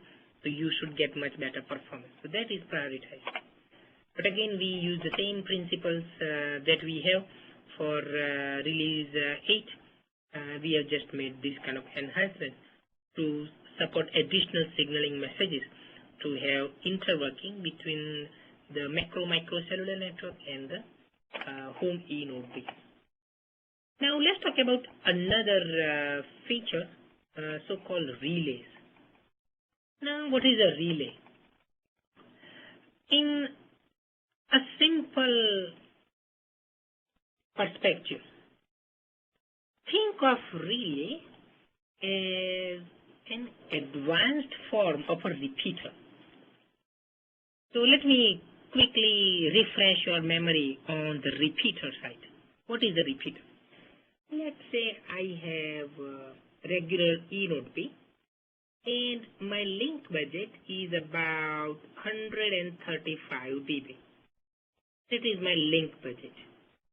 So it tells me I can go perhaps 5 kilometers away from the E node B, and then I have reached the cell edge. So basically, depending upon the propagation environment, my propagation model says that my cell radius is 5 kilometers. So I can go up to 5 kilometers away from the E node B, and I'm okay. However, I cannot go beyond 5 kilometers far from the E node B, because then my cell edge reliability would suffer, because this is my current cell. That's it. So if I have, let's say, some kind of rural environment, and my users are maybe 10 kilometers away,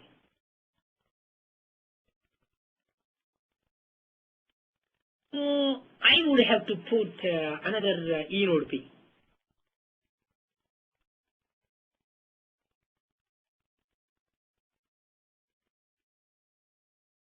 To reach 10 kilometers total. Now the problem is, now there is a cost involved. A traditional regular E node B, right? We have to install the new E node B, and whenever you have E node B, you must have S1 MME connectivity, you must have S1 user pin connectivity. So you again need backhaul, and backhaul would be quite expensive, especially when you have to carry hundreds of megabits per second throughput on the S1 user plane. And then you have to worry about X2 connectivity and so on. So basically, if you have very few subscribers,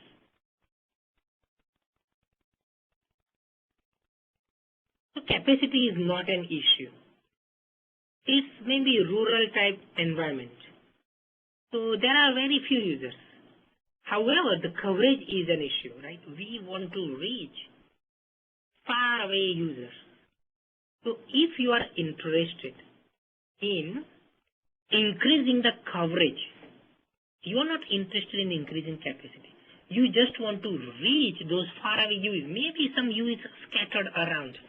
Okay, very few subscribers. So it does not justify having a full-fledged E node B and all the backhaul connectivity, because we will not be using all that capacity throughput. So a low-cost solution is repeater. So what this repeater will do, it will get a signal from the regular E node B, with the normal signal,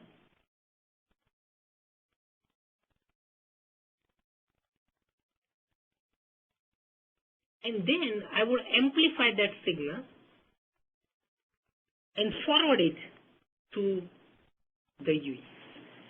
So now I have link budget between the regular E node B and the home E node B. I can go 5 kilometers away, and then I have link budget, same link budget, 135 dB. So again I can go 5 kilometers away from the repeater in this case, repeater. So I am now able to go 10 kilometers away from the original site, regular E node B. So that is the advantage. The link budget requirements need to be met only between the regular E node B and the repeater, and between the repeater and the UE. That's it. I can go 5 kilometers one direction here, 5 kilometers in this direction, so total 10 kilometers away. So if you do this kind of design, a very simple repeater, then the advantage is you are now increasing the coverage. You are able to go farther from the original site. So advantage of repeater is increase in coverage, and also you have not spent much money on the backhaul, etc. So reduces the cost. Because you don't have to worry about S1MM interface. See, this repeater does not talk to S1MME or S1 user plane. The repeater only talks to the regular E node B. So it has no S1MME connectivity, no S1 user plane. So you are saving a lot of other cost, operating cost, operating expenditure more specifically. So because of that, repeater is a good solution when you are not worried about capacity, but you are worried about coverage. For example, rural type environment where our subscribers may be scattered around and we need to cover a huge area. So that is your regular repeater. Now the drawback of that repeater is what? Your performance will slightly suffer because your noise also gets amplified. So your signal gets amplified and your noise also gets amplified. Okay. So you're not really reducing the noise. So the problem is slightly lower performance compared to a full-fledged E node B. If you have a full-fledged E node B, then you would get much better performance because you are not increasing the noise. However, a full-fledged E node B would increase the cost. So now we are thinking, how do we reduce the cost and at the same time take care of that kind of noise increase? So that's where relay comes into the picture. There are three kind of relays, so-called layer 1, layer 2, layer 3.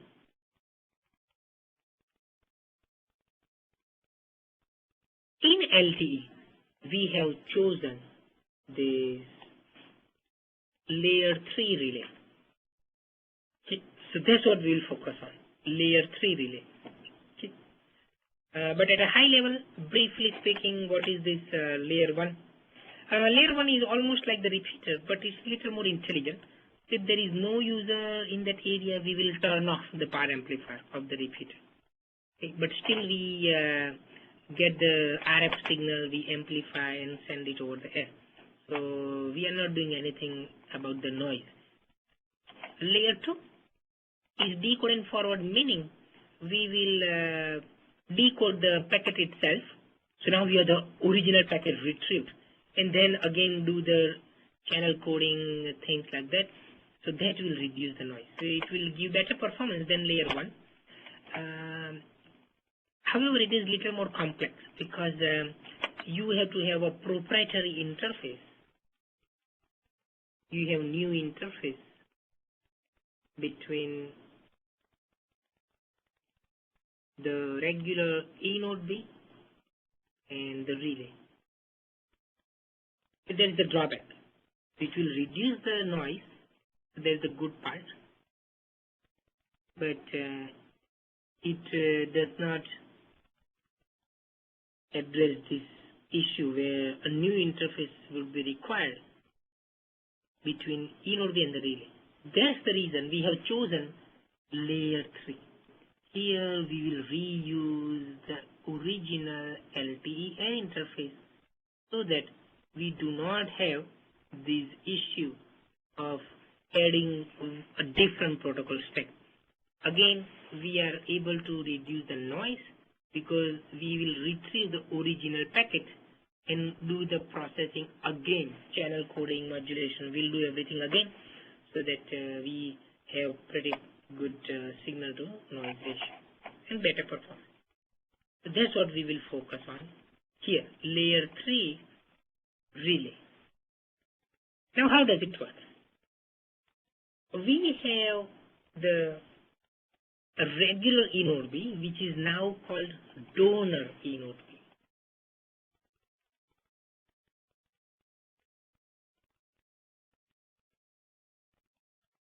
the reason that it is called a donor in node B, it may donate some resources to the relay node. This is the relay node. So for example, let's say I have a 10 megahertz system. So I have 50 resource blocks, physical resource blocks. So donor may donate some resource blocks to this guy, let's say 20 resource blocks to this relay, and it will keep 30 to itself to communicate with its own UEs here.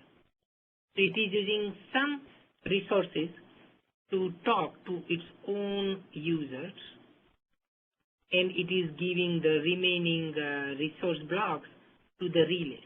So it donates. There is one possible configuration, and that's why we call that donor node. So basically a relay node talks to the donor. So now we have, let's say, 5 kilometers between the donor and the relay node, and 5 kilometers between the relay and the UE.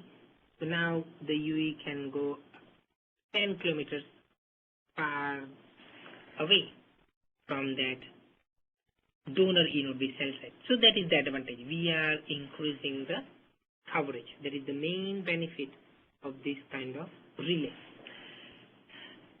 Now the question is, how does the donor talk to the relay node? Okay. So that's where LTE based backhaul comes into the picture, because now we can use LTE air interface to have communication between the donor and the relay node. So no need for optical fiber or microwave on that interface. So if we want, we can say, oh, we don't need microwave or optical. We will use LTE spectrum to have communication between the donor and the relay. Now in general, standard is extremely flexible. So we could have same carrier frequency FX, or we can use a different carrier frequency FY. So for example, we can use frequency FY to talk to the relay like that, and to communicate with the users we will use another carrier frequency FX, another carrier frequency FX. So this is one possibility where the communication between the donor and the relay node, that is on separate carrier frequency. Another way would be share the same carrier frequency, so we will use FX here.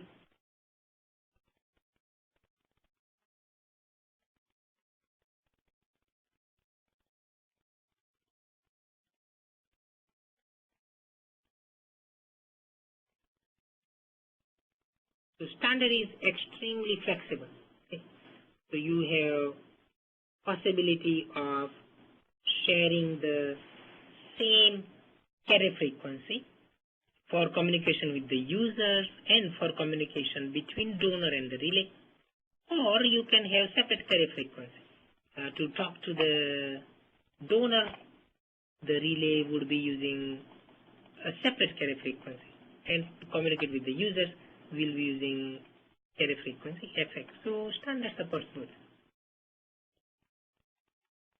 In this picture, our donor is controlling a regular cell alpha, for example, PCI, physical layer cell ID, some number.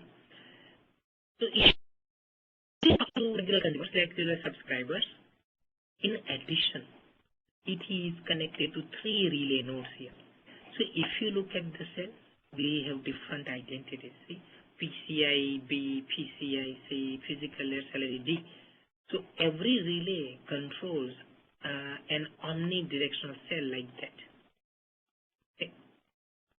So that is the architecture. You cannot have relay talking to another relay directly. You have to have one donor that controls multiple relays. That is allowed. But you cannot go from the donor to relay to another relay to another relay. That is not allowed. Only donor talks to the relay. Two relays cannot talk to each other. That is the constraint in LTE. So in summary, the advantage of these relays is it is improving the coverage, so the users can get better throughput. If there is no relay, we cannot even reach those users. Okay? So we are getting better salad throughput. Cost effective, right? That is a very, very important benefit because now we do not need to connect relay to MME serving gate. We are only connecting the donor to the core network here. So only the donor has connectivity with the EPC. Right? The relay never talks to the EPC directly. They all are communicating with the donor, and the donor is the only one that is talking to the EPC. So the backhaul between the radio and the core network, EU-TRAN EPC, this is that S1 backhaul, and we have a single backhaul that is aggregating traffic, aggregating signaling, everything. So that will reduce the cost. It reduces the S1 connectivity, reduces the cost. Those are the benefits of relays. So if capacity is not an issue, then we can use it. So remember, you are not increasing capacity. If you had, let's say, 50 resource blocks, physical resource blocks, then you can support 50 users. One user, one resource block.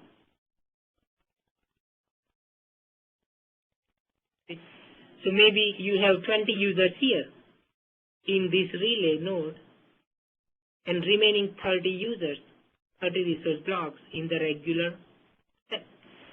So your capacity is still the same. You are not increasing number of users. You still have 50 resource blocks in 10 megahertz bandwidth. But here you are sharing that 50 resource blocks among the donor e-node B consumers and the consumers that are communicating with the relay node. So this is not to increase capacity. Okay? This is just to increase coverage. The resources are actually they're shared among the donor and the relay nodes. And the protocol stack is again LTE protocol stack. That's why it is called self backhaul, because we are using LTE based air interface between the donor and the relay. You see the entire protocol stack is on that relay node and donor node B link. That is the UN interface, UN. So UE talks to the relay, just a regular air interface protocol stack. And the relay talks to the donor, regular protocol stack, and so on. So in summary, you are improving the coverage, you are getting better throughput at the salage, and the backhaul is cost effective. No need to use optical fiber or microwave. Of course, we have to deal with the increased complexity because now we have to manage those relays. We have a question coming on the live meeting. Let's address that. Looks like the UN between the relay and the donor. What is the interface between the relay and the UE? Oh, it is the same air interface, LTE based air interface. So whether the UE is directly talking to the donor or it is talking to the relay node, does not matter with whom the user is talking to. The interface between the UE and relay or donor, there's always LTE UU, LTE based air interface. And this is for both uplink and downlink.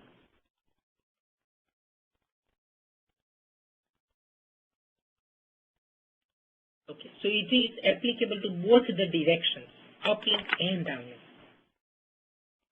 Okay. We have one more question.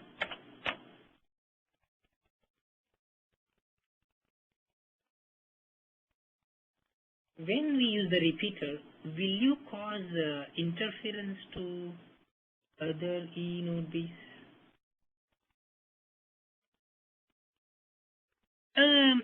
So interference may be increasing slightly, not a whole lot. So I will give you the reason why. See, let's say there is no relay. Okay. Then our E node B is sending out 50 resource blocks, physical resource blocks. Okay. So signal is going from 50 resource blocks. So interference would be caused to other E node Bs on those 50 resource blocks. Now, if we have donor and then the relay, right? So now you are again using the same 50 resource blocks on this link between the donor and the UE and the relay and the UE. So still same 50 resource blocks. So signal is still coming on the same 50 resource blocks. So interference is generated on the same 50 resource blocks. So from that perspective, interference may be similar. The only thing that is happening here is we have some UEs that are slightly closer to that interference. So there will be slight increase in interference. But in general, interference would be or would primarily be on the same set of resource blocks. So from that perspective, you can say that on average same interference you can expect. There will be some specific situation where you may have increased interference, but on average, if you want to simplify, you can say that since we are using the same 50 resource blocks, then similar kind of interference can be expected. But you can do little more simulation-based accurate analysis to find a better answer to that question. But in general, signal interference, they are on the same resource box. Good question. So the relay node supports MIMO other diversity schemes as well? Yeah, that is a very good question.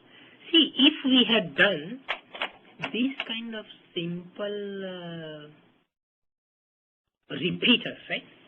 If you do this repeater kind of design, then the only thing we are doing is just getting the signal from the regular node and amplifying the signal. That's it. So in that case, a regular repeater cannot support techniques such as MIMO, transmit diversity, etc. But since we have this full-fledged protocol stack, right? We are doing everything from scratch basically. So it should be possible to support these other advanced antenna techniques. Right? So in my opinion, yes, since relay is implementing the whole protocol stack, it should be possible to support MIMO type techniques.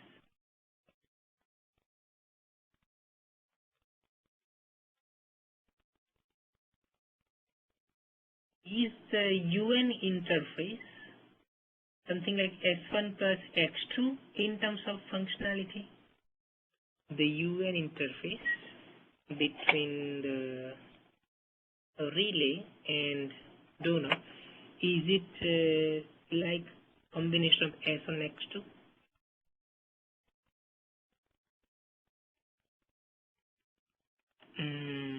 Let's see. So if we think of the donor as the core network, yeah, actually that wouldn't work. Actually, this UN interface, this is not the combination of S1 X2 because that is still only the air interface. Okay. So we are actually using UN interface so that a donor can configure the relay node and we can transfer data, traffic, signaling messages. So it is not like S1 and X2 combination. It is just extension of the air interface. You can think like that. you are extending the air interface all the way to the faraway UEs. That's what it really is. Okay? A different kind of interface that helps us reach faraway UEs. Okay? Because if you say that it is S1-like, then we have to have S1 site signaling. We need to have S1 application protocols running on that interface, or X2 application protocols. So we do not have such protocol stacks running on UN. The only thing that runs over UN is full-fledged air interface protocol stack. That's it. So think of UN as an extension of air interface. It is not the combination of S1 and X2. Okay. Thanks for your question. Okay, time for me to ask you a question. I will give you 2-3 minutes to think about this question and give me the answer.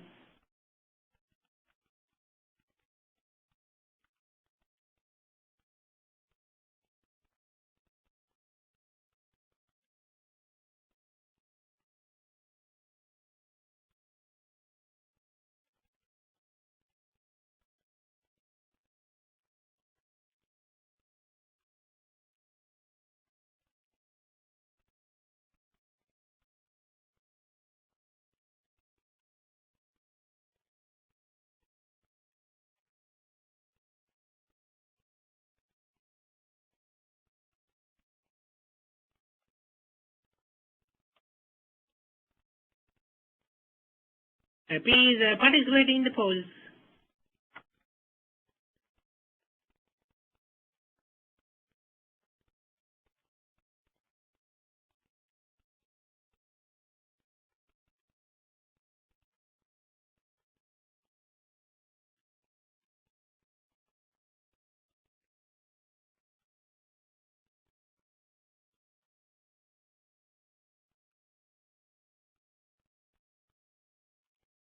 Ten seconds to go.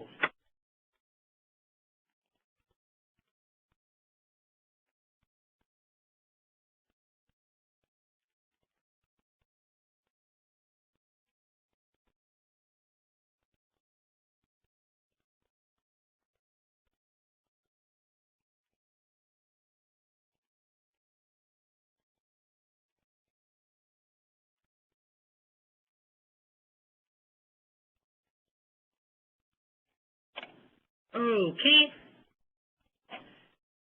Let's see. Whom e-notebooks are first introduced by LTE Advanced? That is not correct, right? Release 8 already introduced home e-notebooks. In LTE Advanced, we are just making some enhancements. For example, we have added the support for signaling messages, so we can go back and forth between the home e-notebook and a regular e-notebook. So that is the correct answer. The first one is not valid. Okay. We do have inbound and outbound mobility, so that is true. And relay, layer 3 relay. So between the donor and the relay, we can use the LTE air interface. Right? That is correct. That is the idea. We do not want to spend money on optical fiber or microwave between the donor e-notebook and the relay node. We want to use spectrum, LTE spectrum, and use LTE-based air interface protocol stack to minimize the cost.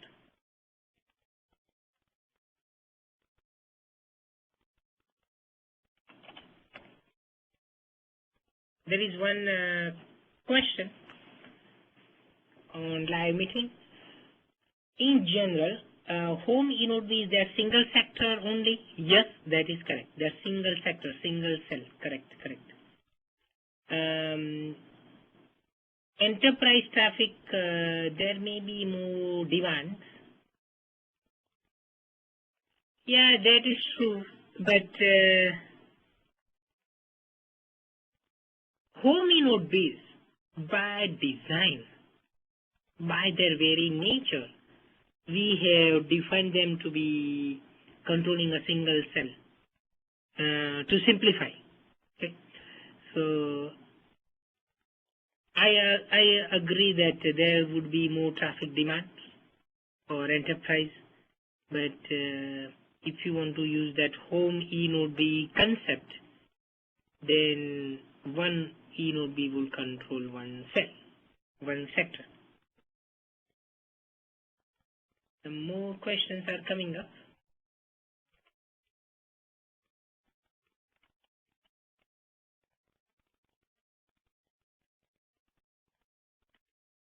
Is repeater must be an omni cell?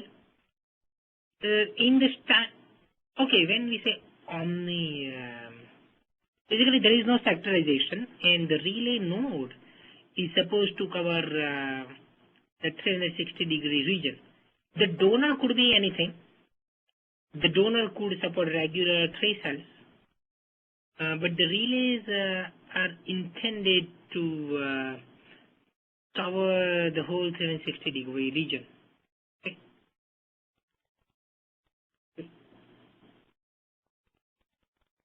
They basically cover one cell. So it is possible that you may do some kind of focused beam toward a given direction, let's say highway coverage or things like that. So in that case, you are not using sort of omni antennas, but you are taking care of a specific direction, but still just one cell. So currently, that is the constraint that I am aware of, that one cell ID would be controlled by one relay node. The regular donor node B could be using multiple cells, multiple sectors. Another question, any existing deployments with Release 8 home E node Bs? Personally, I am not aware of any home E node Bs currently using Release 8 LTE, but I have heard that WiMAX Sprint was doing something like that. At least in Kansas City, I heard about that. So WiMAX, I think that is already there. LTE, I have not heard yet. Okay, there may or may not be LTE based home node Bs at this time. The standard is enhancing that functionality in LTE Advanced. So probably, if I have to guess, I would say it would take some time before we have widespread deployment of home node Bs with LTE based home node Bs. So not at this point probably, but probably in near future. One more question. Is the UN interface always the user plane between the donor and the relay, or only established when traffic is requested?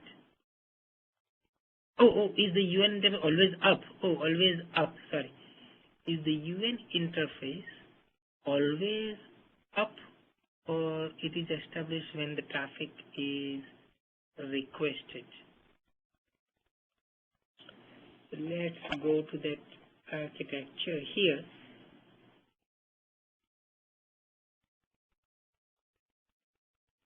Okay, there would be this UN interface that some resource blocks would always be up, because we have to configure the donor node B and keep the donor updated with certain information, system information blocks and things like that. So the UN interface, the idea is it will always be up. However, we do not need to waste too many resources, because you can dynamically decide how many resource blocks you want to have on that UN interface. Okay? So if there is very little traffic in the relay nodes, then we do not have to have too many resource blocks on the air interface, either UN interface or LTE UU. So it is dynamic.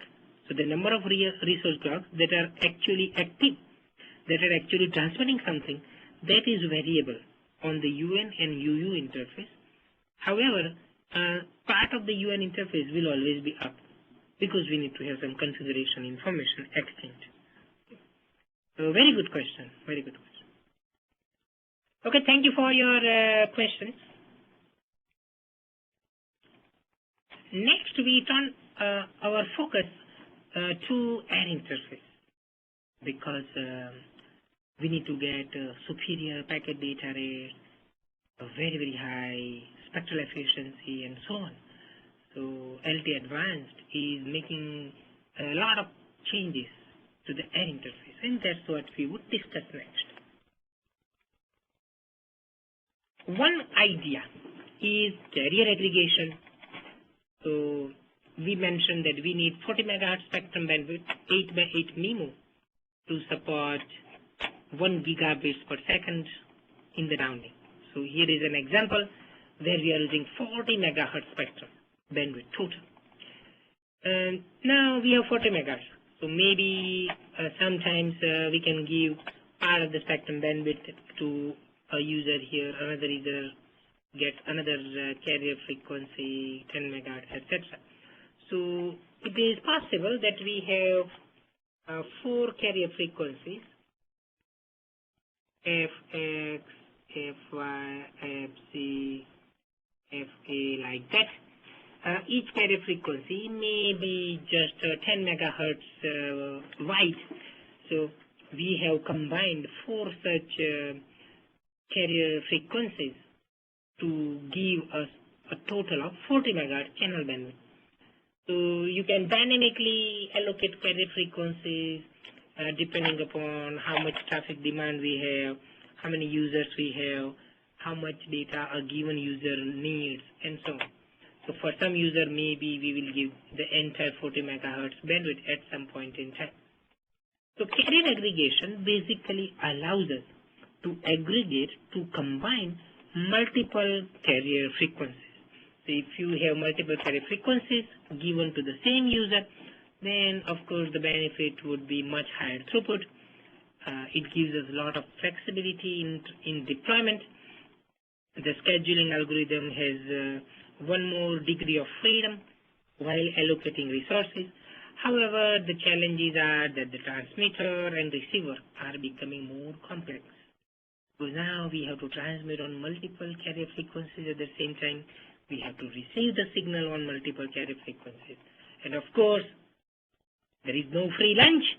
What is the price of that lunch? Higher cost. Because of the significant increase in complexity of the transceivers, the cost of such devices would be higher. E node B will also be more expensive.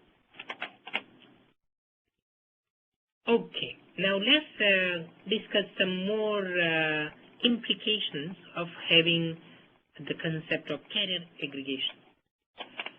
Now, we can have 2 or more carrier frequencies combined, and each carrier is called a component carrier. Component carrier. Now, what is a component carrier? It looks like a regular release 8 carrier frequency. That is your component carrier. Okay. So if you recall, in release 8, our carrier frequency may have bandwidth as narrow as 1.4 megahertz and as wide as 20 megahertz. So in LTE Advanced, when we combine multiple component carriers, each component carrier looks like a release 8 carrier frequency. We did not want to break the compatibility with existing release 8 systems.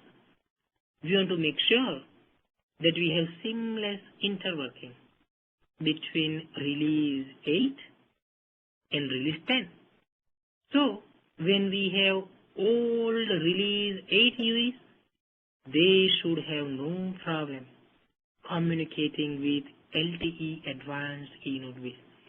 LTE Advanced E-Node Bs may be using 40 megahertz, but 10 megahertz per carrier frequency perhaps. So E-Node B may be transferring 4 different carrier frequencies. Each carrier frequency looks like a regular release 8 carrier frequency. So our existing UEs can continue to communicate with the E-Node B using just a single carrier frequency, no impact on those existing legacy release 8 UEs. That is the advantage of having such component carriers, that you are not breaking the compatibility with existing release 8 devices and the infrastructure. So each component carrier is a release 8 carrier frequency.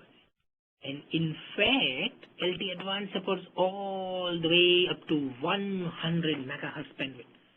So if you want, you can have 5 carrier frequencies each with 20 megahertz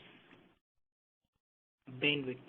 So that will yield 5 times 20, 100 megahertz. Now this would be more applicable to TDD, because the TDD we may have such huge amounts of spectrum. For FDD, 40 megahertz would be probably the limit, 40 megahertz downlink and 40 uplink. But in TDD, we can share the same 100 megahertz between uplink downlink. So you will see that 300 megahertz would be more applicable to TDD. For FDD, 40 megahertz would probably be the limit in practice. But we do have the capability of going all the way up to 100. The component carriers, the carrier frequencies may be contiguous or non-contiguous. So if you have just 2 carrier frequencies side by side,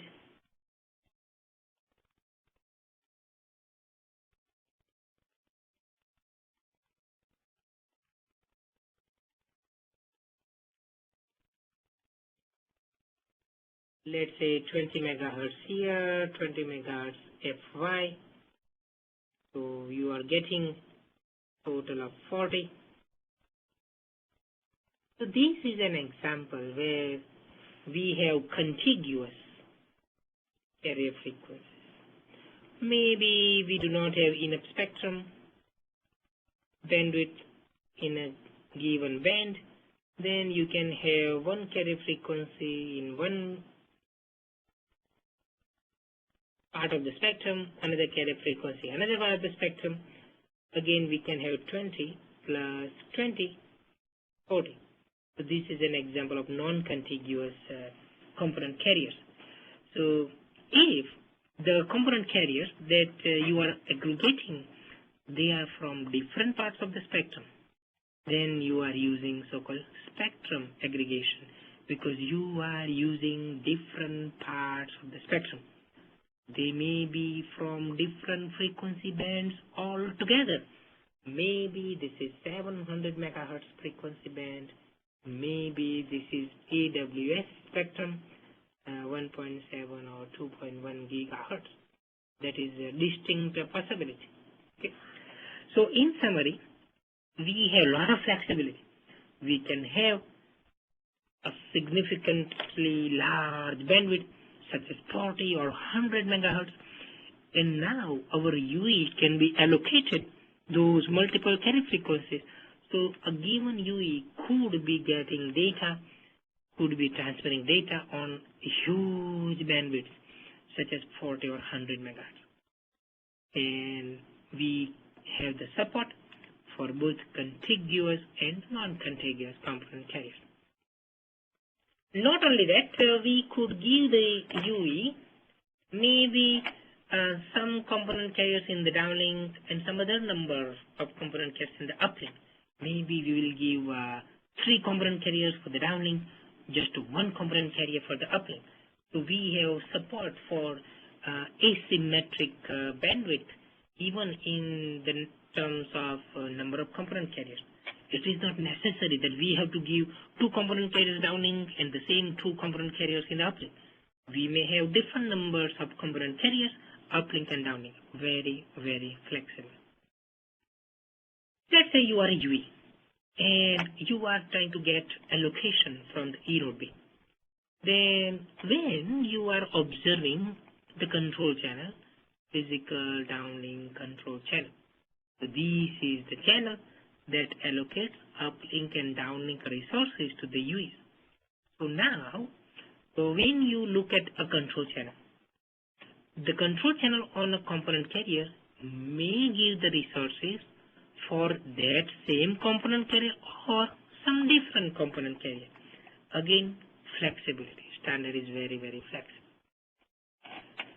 That is carrier aggregation. In summary, carrier aggregation allows us to support wider bandwidth, 40 MHz, 100 MHz. Each component carrier is a regular traditional release 8 LTE carrier. This is done to maximize the synergy between release 8 and release 10 to maintain backward compatibility, seamless interworking with legacy release 8 devices and infrastructure. Let's summarize ideas related to advanced antenna techniques. Okay, what have we done for the uplink? So we have mentioned that now we have support for 4x4 uplink MIMO. So single user MIMO for the uplink is now 4x4. If you recall release 8, there is no single user MIMO in the uplink, but now we have support for 4x4 MIMO. We also have support for transmit diversity for the control channel. So when the user is near the cell edge, we have better chance of detecting the control channel coming from the UEs. We could have as many as 4 transmit antennas. So when you do that, you are improving the throughput. In fact, you need this to get at 500 megabits per second in the uplink. And we need to find space for those antennas. That is a non-trivial challenge. On paper, I can put as many antennas as I want, but someone has to build that configuration. That's why I said we need to wish good luck to our UE vendors. Of course, the complexity is going through the roof. We have complex transmitter and receiver. The cost, of course, we need to pay more dollars, more euros. Specifically in terms of enhancements to support at 4x4 MIMO in the uplink. Now we would need to have reference signal on multiple transmit antennas. And the standard says that E node B should be equipped with serial interference cancellation technique so that we can get better performance.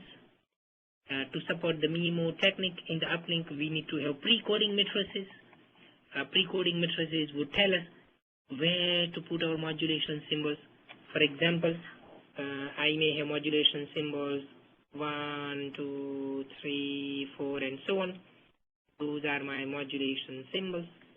So I would say, as part of the pre-coding matrix, S1 should go on transmit antenna 1, S2 should go on transmit antenna 2, and so on. So the pre-coding matrix would tell us where to place the modulation symbol. And now, what is downlink doing to support advanced antenna techniques in the uplink?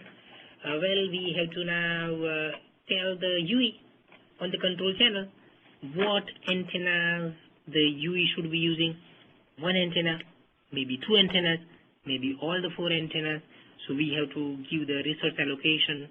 We have to give the feedback on the received packets.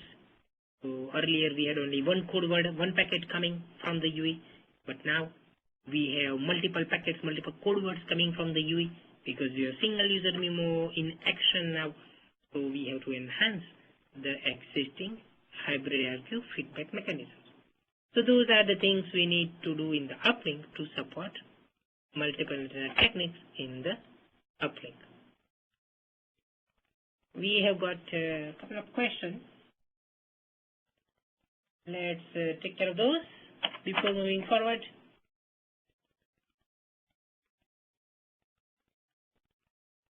And we appreciate your questions. Thanks for sending and typing those questions. Okay, can we aggregate TDD spectrum with FDD spectrum? Oh boy, tough question. Actually, see, the way we use the spectrum is we have to follow the regulations. So some spectrum is defined to be TDD spectrum. Some is defined to be FDD. So when we are communicating with a UE, we are using only one technique. Okay? So if you have some E node B, that E node B is operating either TDD fashion or in an FDD fashion at a given instant. So when we deploy E node Bs, we have to figure out we are trying to use FDD spectrum or TDD spectrum. And once we choose that, that is fixed. Okay? So that's the way we normally operate. So when we say we want to combine the spectrum, we want to aggregate carriers. If we have deployed TDD configuration, then we'll be doing TDD aggregation. If we have deployed system using FDD spectrum, then we'll be doing aggregation for FDD component carrier. So you cannot do mix and match for TD and FDD because when we deploy, we have to choose the configuration. Now, in general, E node B may be capable of supporting both FDD and TDD. But when we deploy, we have to activate only one configuration at a time. There is a question on difference between single user memo and multi-user memo. Okay.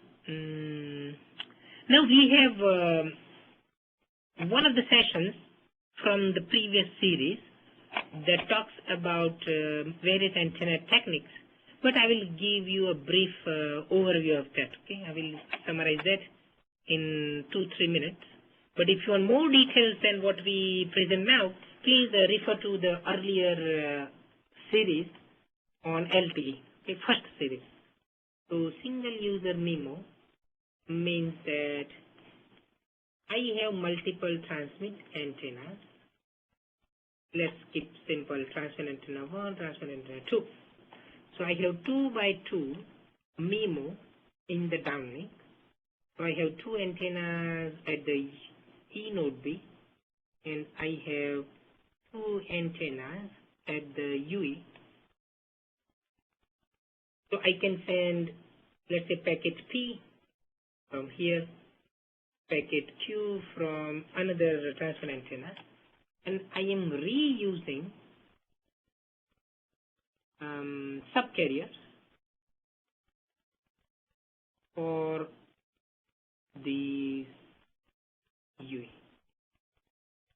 So for that UE, I am using, let's say, subcarriers F1 through F96, F1 through F96. So this UE, let's say UE number 10, is getting 2 different packets on the same resources, same subcarriers from that E node B. Okay. Similarly, I could have another UE here, UE number 11, let's say, and maybe I have also MIMO ongoing with that UE. So I'm giving another set of subcarriers to this other UE, 97 through 108, 97 through 108. So this is single user MIMO. For a given UE, we are reusing the subcarriers. Okay. A multi-user MIMO means that we will reuse the subcarriers we will reuse the resources. And pardon my handwriting, I'm writing very fast to save time, but hopefully you can still decode my handwriting. Reuse subcarriers for different UEs in a cell. So it means that I am somewhere in sector alpha, cell alpha. So this is one cell, 120-degree sectorization. But now I have two UEs. One UE here, another UE here. I am giving both UEs same subcarriers, F1 through F108. So in the same cell, we are reusing the subcarriers. Now the question is, how do we separate them? Where I form a beam in the direction of one user here, I form another beam in the direction of other user here. So now I have two beams.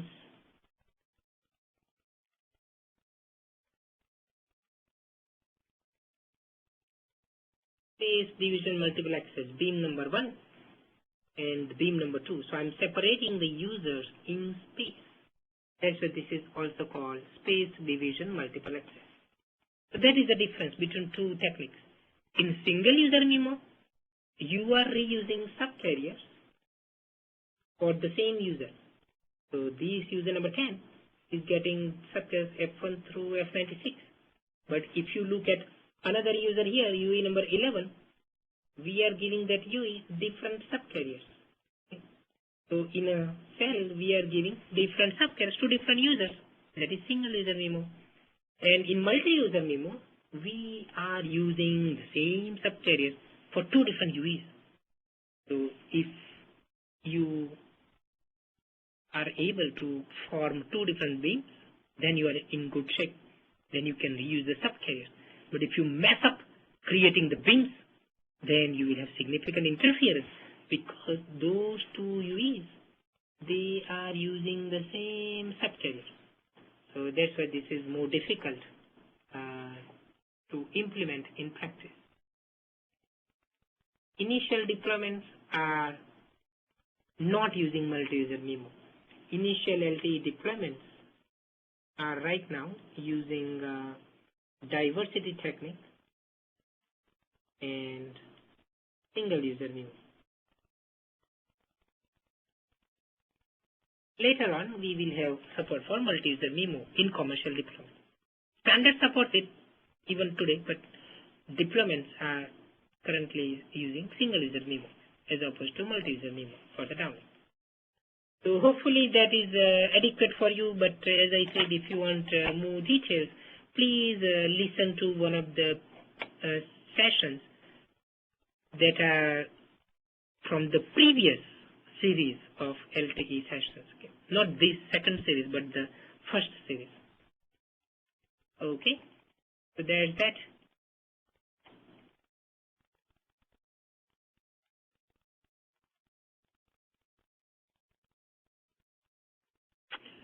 Let's finish up the discussion on the antenna techniques related enhancements. And that is here. Single user MIMO enhancements. So we know that in release 8, we had 4x4 MIMO, 4 layers, 4x4 MIMO. But now we are using 8x8 MIMO in LTE Advanced. So doubling the number of antennas at the E node B and at the UE. Also we have better beam forming. Basically the idea is that you want to enhance the creation of beams. So to help us do that, we have added some extra reference signals. So it's much easier to have better beams created. So that will improve the throughput. And What is the challenge? Whatever we have seen so far, again, complexity is increasing, the cost would be higher, and we need to find some space to put those antennas. Okay, so in terms of what kind of changes we need to make to support those enhancements in the antenna techniques, well, the downlink, so far we have pre-coding matrices to support 4 antenna transmission, but now we need to support 8 antenna transmission, so we have to extend the pre-coding matrix. Then we have to have new reference signals to enhance the performance of antenna techniques. So now we have so-called channel state information reference signal. Now what is channel state information? So examples of that: channel quality indicator, pre-coding matrix indicator, rank indicator. So we have, if you want more details of those, look at the previous series. But basically that is together called channel state information. So this is the new extra reference signal that we have added to help us implement the better advanced antenna techniques. For the uplink, what do you need to do? Well, now you need to provide feedback, hydroelectric feedback, because now the data is coming on multiple transmit antennas. So you have to provide feedback to each received packet. We have to use the feedback secure PMI array. So now we have to send that feedback to support 8 antennas now. We will see whether explicit feedback is indeed supported. Here example would be actual signal to interference ratio. Let's say I would say that I have 9.7 dB signal to interference ratio. That is an example of an explicit, a direct feedback on the channel state information.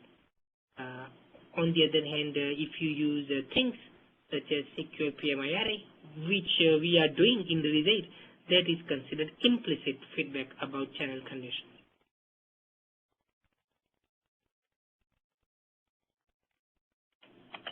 The question on line meeting, does it make sense to have 8x4 MIMO in the downlink? If you do 8x4 MIMO in the downlink, 8x4 in the downlink, then you are essentially using 4x4 MIMO with some kind of approximate beamforming. So you will get slightly better performance compared to regular 4x4 MIMO, because you can do some kind of beamforming along with the spatial multiplexing. So compared to 4x4 MIMO, if you do 8x4, you will get that slightly better performance. But you are not doubling the throughput compared to 4x4. So if your 4x4 throughput is, let's say, 600 megabits per second, if you do 8x8, yes, then you can double the throughput to 1200 megabits per second. However, if you do just 8x4 MIMO, then maybe instead of 600, maybe you will get 700 megabits per second, something like that. You are able to improve the throughput a little bit, but if you really want to double the throughput, you do need 8x8. Okay, time for a question. So let's have a couple of poll questions, and then I will give you a short break.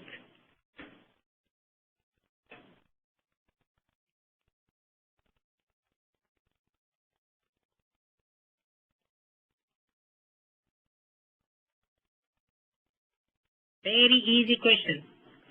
True or false?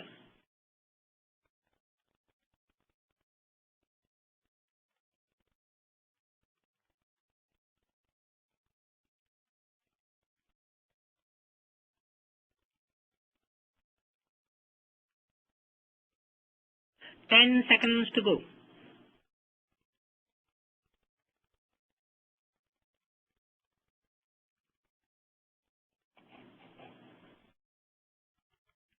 Okay, almost all of you got it right. Yes, so the component carriers may be contiguous, they may not be contiguous. We support both. One more question coming your way. I will give you a couple of minutes to work on this one.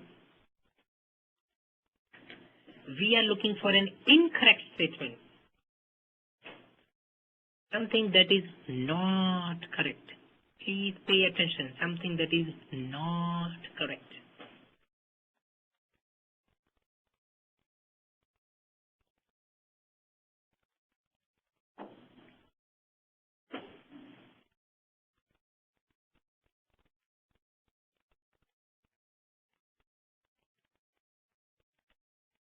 So we have 4 choices. Out of 4 choices, 3 choices are indeed correct. Out of 4, 3 are correct. I'm looking for the incorrect statement.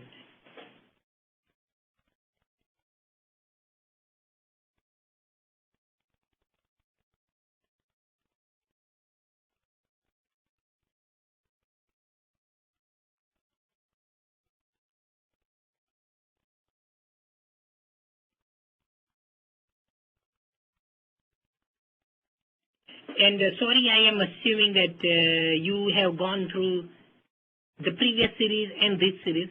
Okay. So if antenna techniques are not fresh in your memory, that is okay. Here we assume that you are very well familiar with release 8 antenna techniques.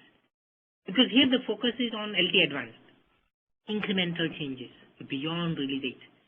We have not spent time on release 8 techniques itself. So this question does require some knowledge of release 8.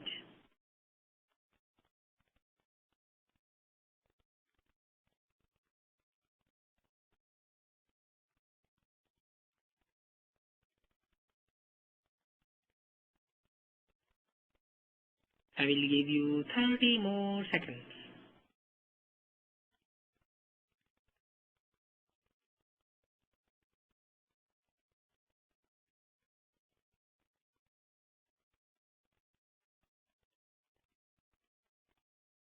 Okay. So the correct answer is number 2, choice number 2. Multi-user MIMO is supported both in release 8 and release 10. So multi-user MIMO in the uplink standard defines that even in release 8. Okay. So that is the answer. Everything else is correct. You have beamforming in both the releases. Instead of 4 layers in release 8, now we have 8 layers, 8x8 MIMO in release 10. Thank you for participating in the poll questions. Let's have a short break. And after we come back, we'll take care of the remaining material. Of course, think about the questions. Any questions, please ask once we come back. Unmute.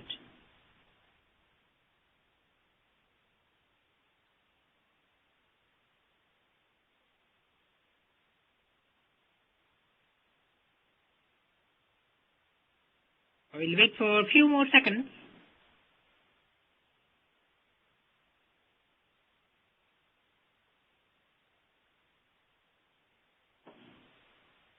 Okay, then please continue maximizing the use of live meeting Q&A. So the next topic for us is COMP, Coordinated Multipoint Transmission and Reception. So as I said earlier, this is like your soft handover in CDMA networks. And that is basically an indication of much closer cooperation among the e-node base in a given neighborhood.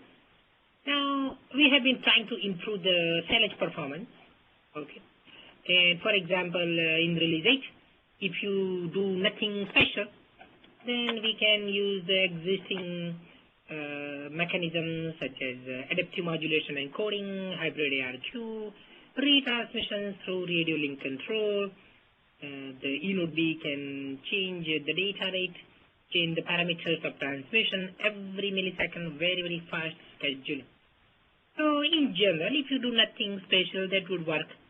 However, in release 8, we defined so-called ICIC, inter-cell interference coordination. We have talked about that in the previous session in this series.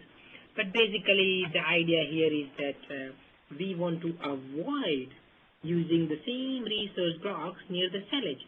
So for example, this UE talking to its own E node B, and we have another UE talking to its own E node B. Then we want to use different resource blocks X and Y so that we do not have significant interference. If we use the same resource block at the cell edge in two different cells, we have heavy interference. And to avoid that, we have this ICIC feature, so the neighboring E node B's can communicate with one another, and then they can decide, I will give my cell edge user one set of resource blocks. You give your cell edge user another set of resource blocks. So basically, avoid using the same resource block near the cell edge. That will give better performance. Now, in release 10, we are trying to in fact use the same resource blocks near the cell edge. Now the question is, how do we do that? So let's take an example. We have comp, coordinated multi-point comp transmission. So comp transmission is valid for the downlink. So comp transmission in the downlink. Normally, in release 8, the UE talks to a single cell at any instant. So one cell sends a packet to the UE. One cell, one sector. However, in comp transmission, more than one E node B could transmit to the same UE. More than one E node B, more than one cell. So there is a method called joint processing. So in the joint processing,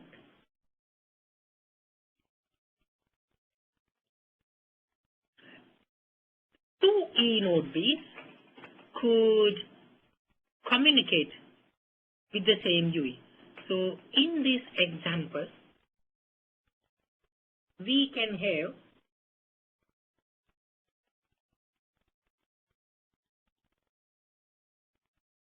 joint transmission from multiple cells. So packet P comes from this E node B, same packet P comes from another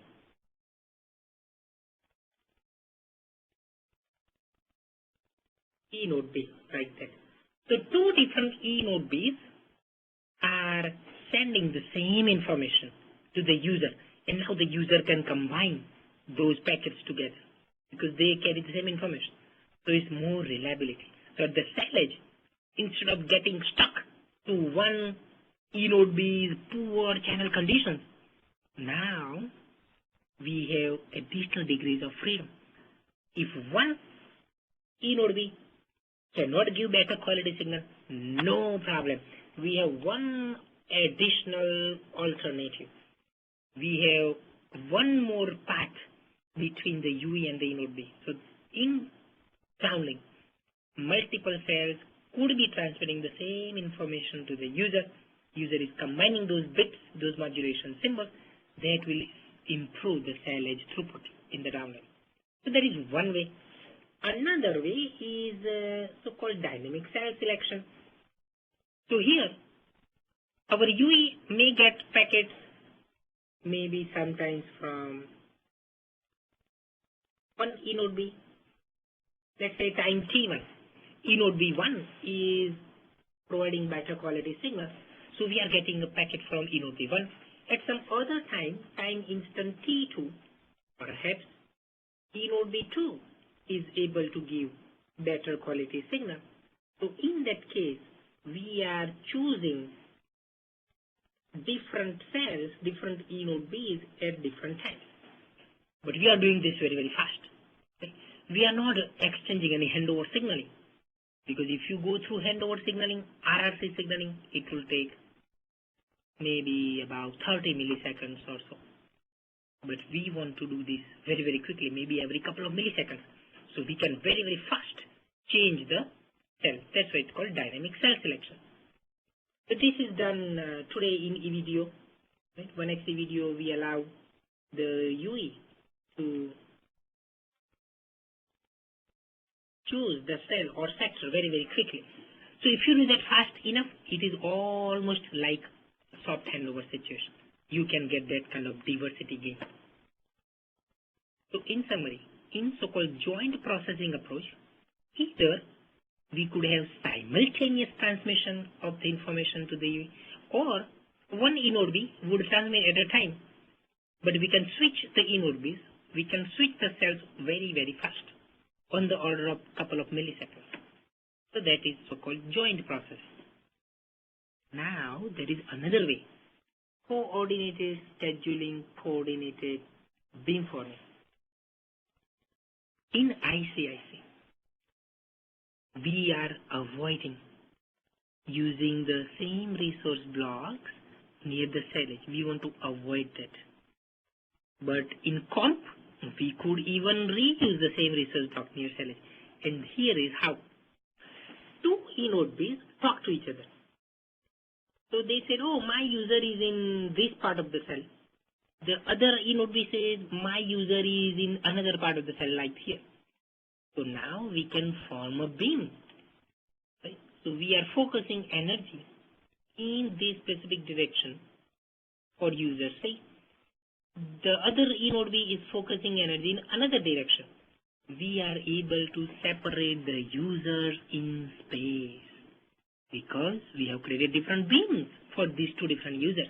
And now we are able to use the same physical resource block X. So instead of avoiding the use of the resource block at the cell edge, we are indeed allowing the user to use the same resource block at the cell edge, because we have coordination among the neighboring E node Bs. They figure out which part of the cell the user is in, and accordingly we can create beams, focus energy in a specific direction. So that will help us use the same resource block even near the cell edge. It will improve the cell throughput, it will improve the user throughput as well. So in summary, in comp transmission, we have joint processing or some beamforming related coordination. Multiple cells could be transmitting exactly at the same time to the UE, or one of the cells could be transmitting to the UE, but we can change the cell very, very quickly. So those are the ideas that are available for implementation in LTE Advanced. Now some ideas may be deferred to release 11. Everything that you see here may not be in release 10. Some may be in release 11. Now comp reception. In the uplink, we have comp reception, meaning more than one E node B may be listening, may be receiving the signal from the UE.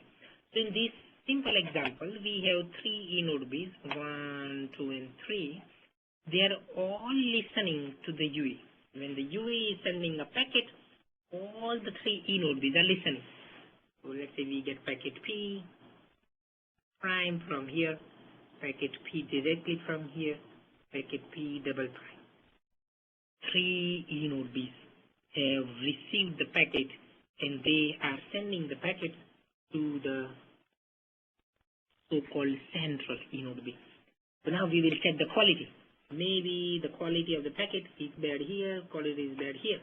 But the packet that we receive from E node B3, that is error-free. So then we will choose that specific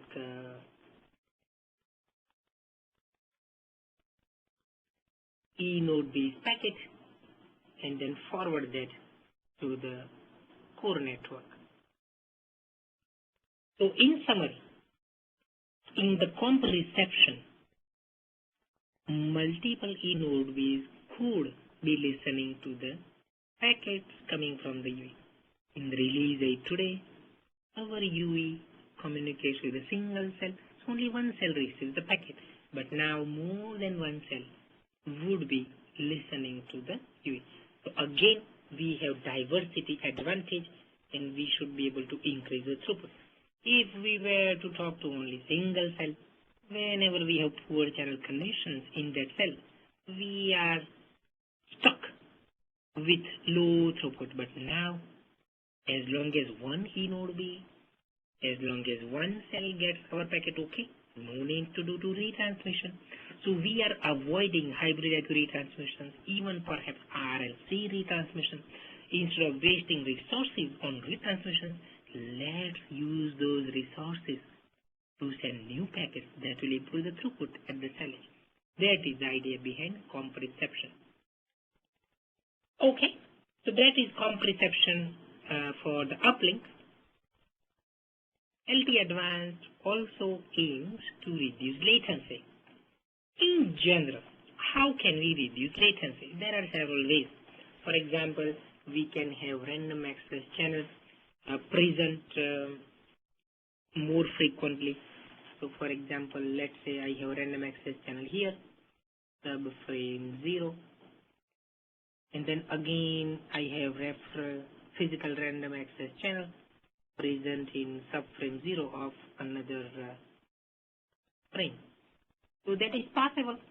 If you want to minimize the use of random access channel, only one subframe may be carrying the random access channel. So here no random access channel in the remaining 9 milliseconds of that frame. However, the disadvantage of this kind of configuration is that if some UE tries to contact the network at this point, then it has to wait until it has this opportunity of sending the random access preamble inside subframe 0. So that means that we have to wait. It will increase the delay. On the other hand, we can put the random access channel in every single subframe. So that will help us reduce the scheduling delay. So that is a simple way we can configure random access channels to improve the response. We can have shorter control channel cycles. So instead of asking UEs to send the reports, EQI, scheduling request, etc., instead of every 5 milliseconds, maybe we can ask UE to send such feedback every 2 milliseconds. So using a shorter cycle for periodic feedback would again reduce the overall latency. Now, those things are possible to do in release 8, release 10. Okay. So what is new in LTE Advanced? We have two things that are new in LTE Advanced.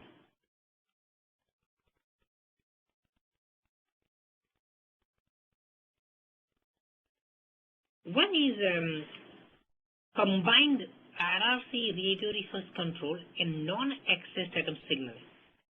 See, today what is happening is as part of the call setup, session setup, we have sequential processing of RRC signaling and non-access datum signaling. So when you want to set up a bearer or set up some kind of session, then first we have to take care of RRC signaling and then we start doing the net signaling. That is done in release 8. In release 10, we can start doing parallel processing.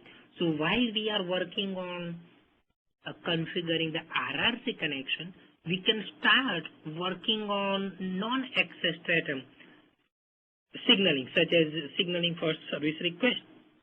If you do those things in parallel, you can cut down the overall delay. And that is one of the very key factors that helps us go from transition delay of 100 milliseconds to 50 milliseconds. That is idle to connected mode transition delay. So that is one of the new features in LTE Advanced. Also, contention-based uplink. So in release 8, we have scheduling request going from UE to the E node B on the uplink control channel. So if the UE does not have resources for uplink transmission, it will send a scheduling request on the uplink control channel. So after the E node B gets a scheduling request, it will allocate some resources. Using those resources, the UE will send buffer status report.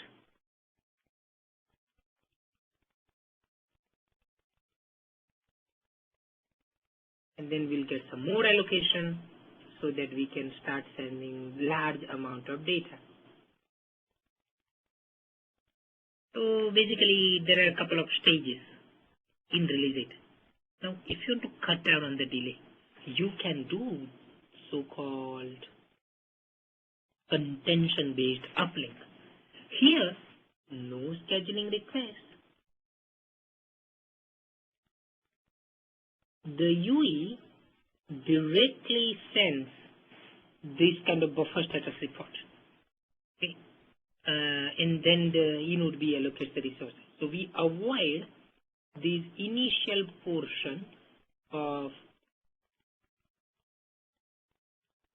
the uplink data transfer process.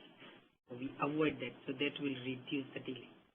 So in summary, we have now contention-based uplink, so we can directly make a request for data, and that will reduce the total number of steps, and that should translate into a faster transition from no data transmission to data transmission.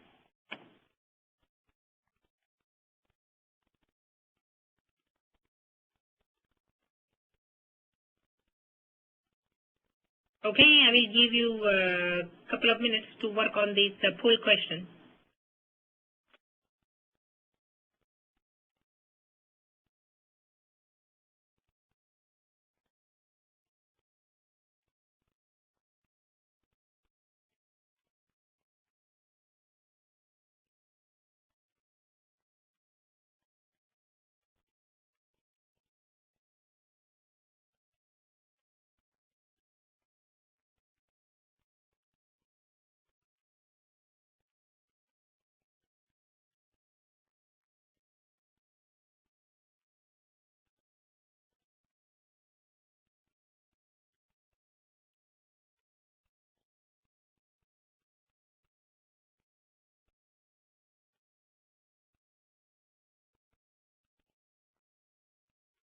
Thirty more seconds.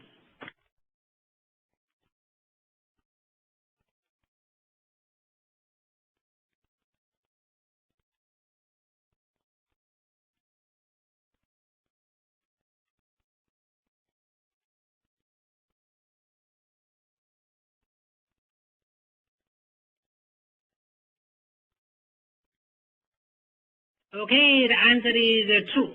We could have dynamic selection, fast selection between two cells, or we can have multiple cells sending the same information. That would be joint transmission.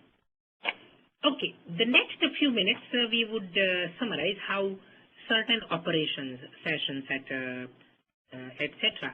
are different between release 8 and release 10. Now, just like the regular release 8 LTE, the UE first looks for primary synchronization signal. This is all happening after power up.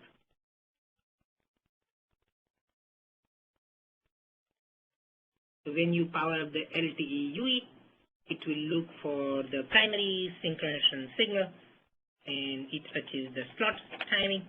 Then it will look for secondary synchronization signal. It will achieve the frame timing. The combination of the two, primary sequence and secondary sequence, gives us physical layer cell ID, PCI. Now, what is the difference between release 8 and release 10? In release 10, we may have multiple carrier frequencies, multiple component carriers. So UE will look for the synchronization signal on one of those carriers. It is called primary component carrier. So all the other carriers, they are secondary component carriers. But the one that the UE has chosen first to look for primary signal is called primary component carrier. So basically release 10 UEs, they would have the knowledge of various component carriers, and they would have a list of preference, prioritized order. So the first carrier in that order would be primary component carrier. So in summary, the UE after power up looks for the synchronization signals on primary component carrier. So that cell, whichever cell we have found on the primary component carrier, is called P cell, primary cell. Okay. All the other cells we would talk to in future, they would be called secondary cells. Maybe additional carrier frequencies, additional component carriers, they are all considered secondary cells. So let's say in future we give 3 component carriers to the UE. So one would be primary, the other 2 component carriers would be corresponding to secondary component carriers.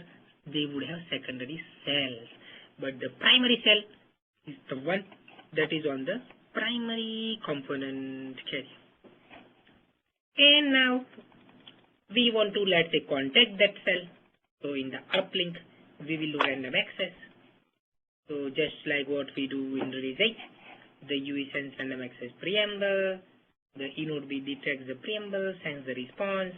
In the response, we allocate CRNTA to the user, a little bit of resources, timing adjustment. Using those, the UE is now sending RRC connection request. Contention resolution message identifies the UE. So let's say in the RRC connection request, we have STEAMZX.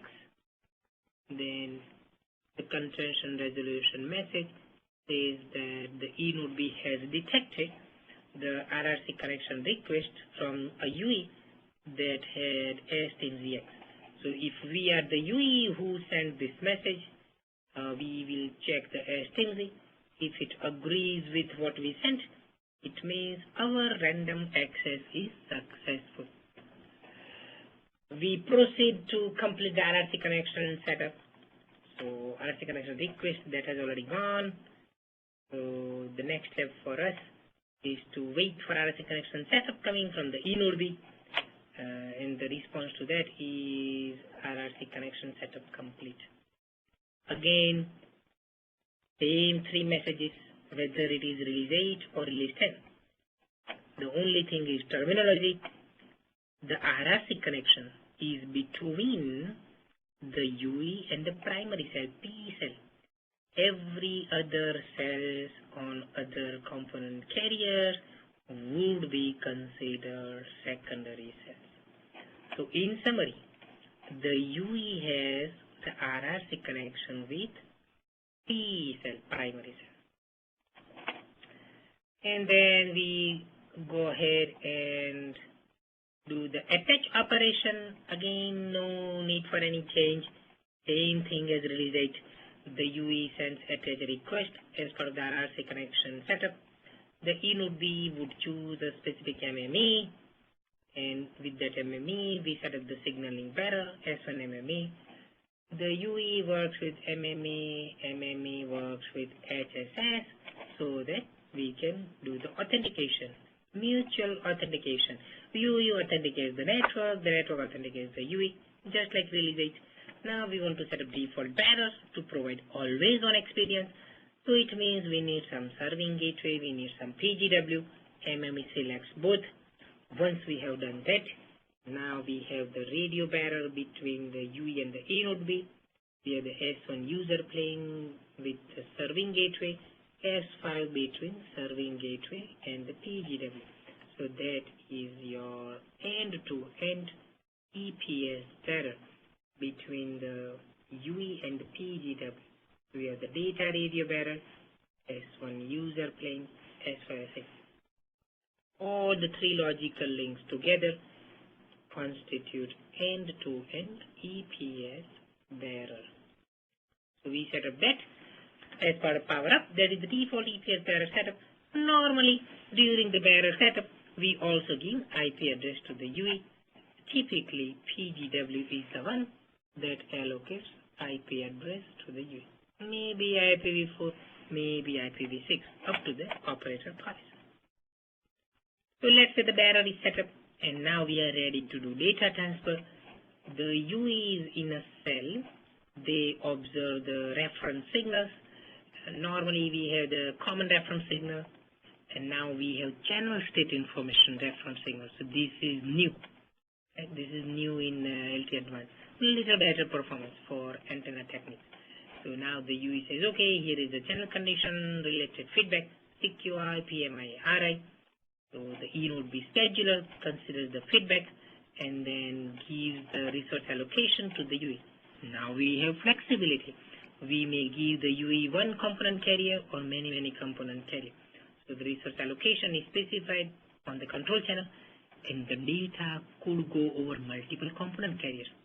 So if you want to get 1 gigabits per second, you have to give 40 megahertz total bandwidth to the user. You need to use 8x8 MIMO, etc. So all those things are specified on the control channel, physical downlink control channel, and the UE will retrieve data from the big pipe physical downlink share channel from one or more component carriers. To help UE detect the traffic channel better, we may be using some additional signals, demodulation reference signal, especially when we are doing beamforming.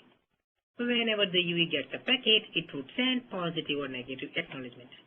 Now there may be multiple packets because you have multiple antennas, you have multiple component carriers. So because of that, you may need to send multiple feedback, multiple hybrid RQ feedback, X next, and that is shown in step number 4 here. What happens in case of uplink? Again, let's say we have some data arriving in the UE and we want to get resources. So in release 8, we would send a scheduling request, and then eNodeB sends little bit of grant. Using the grant, we send buffer status report. If there is some space left, we would put data along with the buffer status report. So now eNodeB says, oh, buffer status report, 10 megabytes of data. This user has a lot of data in the uplink buffer. So let me give a lot of resource blocks to the user. Using those resource blocks, the user is able to send traffic on multiple component carriers possibly. And now we have 4x4 single user MIMO. So we may be using that for the uplink. The standard assumes that we would have serial interference cancellation available at the eNodeB when we have MIMO technique in action. Whenever eNodeB receives the packet successfully, it would send a positive acknowledgement, otherwise negative acknowledgement. So, what is the difference between R8 and R10? First of all, the data itself would go over one or more subcomponent carriers, one more antennas. We may have better receiver at the eNodeB. Not only that, we have contention-based uplink. So it is possible to skip first 2 steps and directly we can proceed to the buffer status report. But there is a possibility some other UE may be trying to use the same resource blocks to send buffer status report, but then we will have to retry. Mobility, we have basically similar functionalities as release 8. What we have done is to support multiple component carriers. We have added new event, that is A6. In basic LTE, we have 5 events, A1, A2 up to A5. But now we have A6. What is event A6? Event A6 says that we have some neighbor on a secondary component carrier that is becoming better than the cell on the current carrier frequency, secondary carrier frequency X. This is the one you are currently talking to. So this is the currently serving cell. So currently serving cell on a carrier frequency X that is becoming weaker and weaker, and on the same carrier frequency there is some neighbor that is becoming better. So in that case, event E6 occurs. So maybe you want to add that neighboring cell into the so-called active set or operating set to support the comp transmission and reception. But other than that, same idea, there will be measurement reports and EOD will be making the handover decision. But the good news here is that we do not need to have hard handover all the time. Maybe sometimes we'll do comp transmission and reception. Discontinuous reception, there is nothing new. Basically, the U in the DRX mode, it observes the control channel during the on time, and during the off time it can save battery power and shut down some of the systems. The only new thing in LTE Advanced is that now we have multiple component carriers. So when we go into DRX, we will stop looking at all the carriers at the same time. So all the component carriers undergo the discontinuous reception at the same time. Other than that, no problem, same as release 8. We look at the control channel on a component carrier to get our allocation on that component carrier. Another control channel will give us allocation on another component carrier. So we may have multiple component carriers giving us traffic allocation at the same time. Deployment considerations. Well, we will have regular deployments just like macrocellular, and of course we need to have spectrum. We need to get 40 megahertz, maybe sometimes more than that for TDD. And whenever you have different carrier frequencies from different bands, there will be coverage discrepancies. So you need to make sure that you do proper network planning. Self-organizing network enhancements are ongoing. We have one more option. We can do self-backhauling, reuse LTE interface for the relay node. So there is one more flexibility we have here with LTE Advanced. Some examples of the frequency bands. So compared to release 8, these are the new sets of frequency bands that we are defining. For example, the last one, TDD. So Clearwire, that has WiMAX right now, they wanted 3GPP to add one more frequency band for them, so they can deploy TDD LTE. So that is the 2.5 gigahertz. So there may be some bands available, 700 or 850, 1.5 gigahertz range. So I heard this Light Squared company, Light Squared, they may have some spectrum around that. So basically these are the new frequency bands, and as time passes by, you should see more and more frequency bands being supported by LTE and LTE Advanced. We have one question, two questions. So let's take care of those. Does the DRX version the peak to average power ratio? Peak to average power ratio. See, peak to average power ratio is applicable when we transmit something. Here we are just observing, meaning we are not transmitting anything. We are just observing in the downlink our data allocation, and then we go to sleep. We wake up, look for allocation, go to sleep. Since we are not transmitting, we are not making the PAPR worse.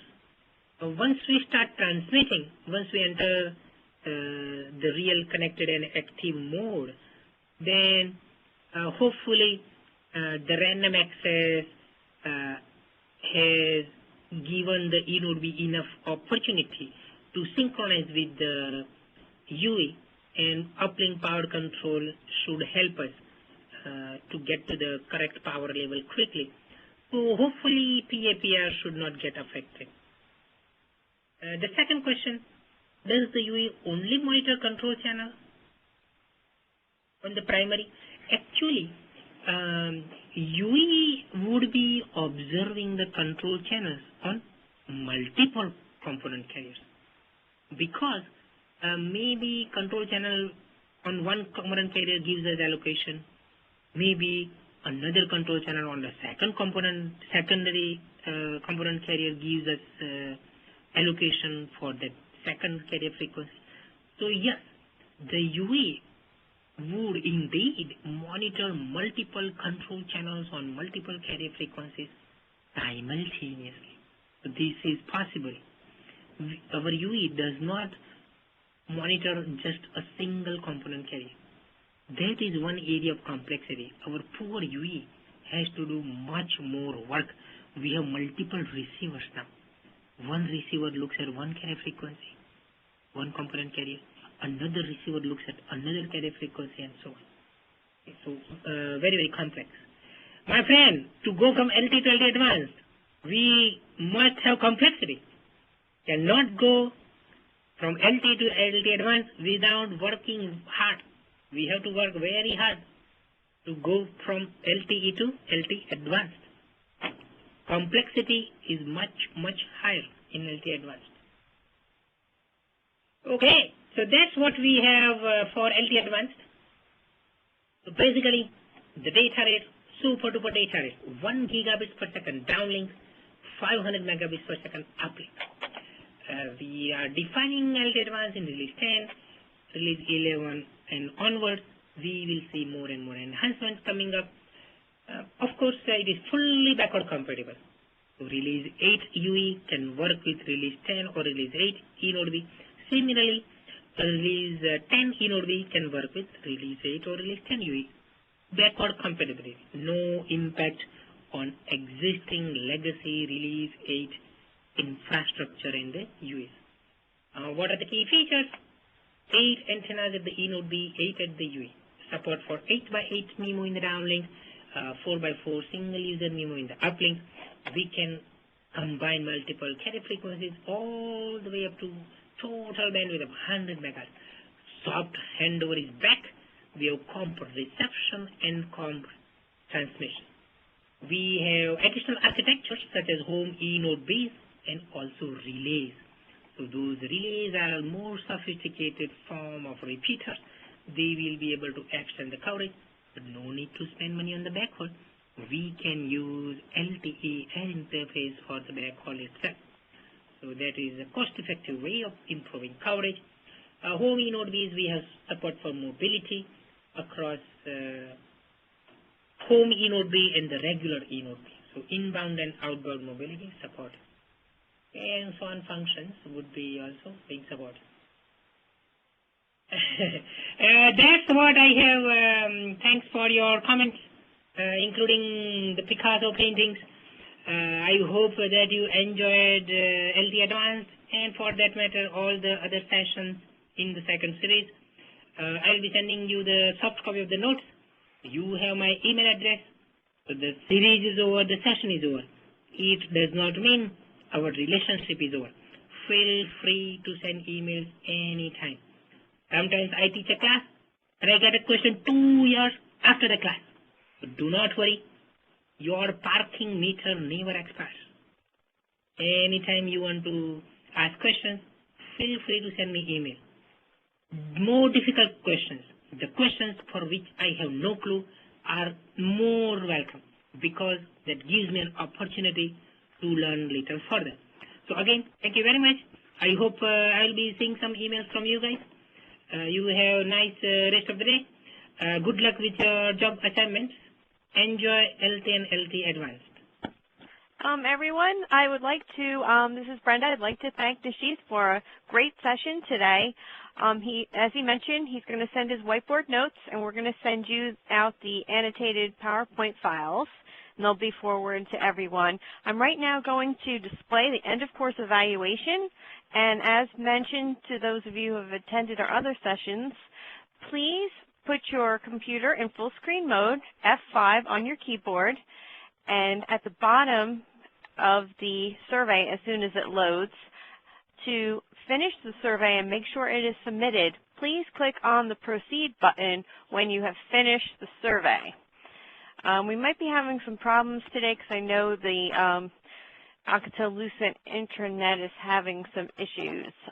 If also you cannot see the survey, we suggest that you drop out of live meeting and re-enter. That sometimes is a good trick that works. Also, again, if you can't see the survey at all, please email me and I will send that out to you. If you have any additional questions, we'll be on the bridge for just a few minutes here. And please make sure that you do complete the survey because your feedback is very vital to us and we appreciate any feedback that we do receive. And as a favor to us, if you could exit live meeting when you complete the survey, that would be much appreciated so we would know who still needs to complete it.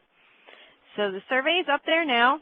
F5 to see the whole survey and proceed to submit the survey. Thank you.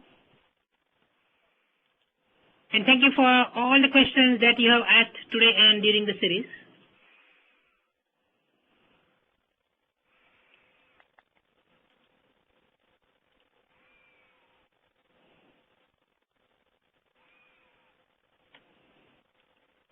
Does anyone have any other questions on the bridge before we let Nisheeth leave? Star 7 to unmute your phone to ask Nisheeth any questions.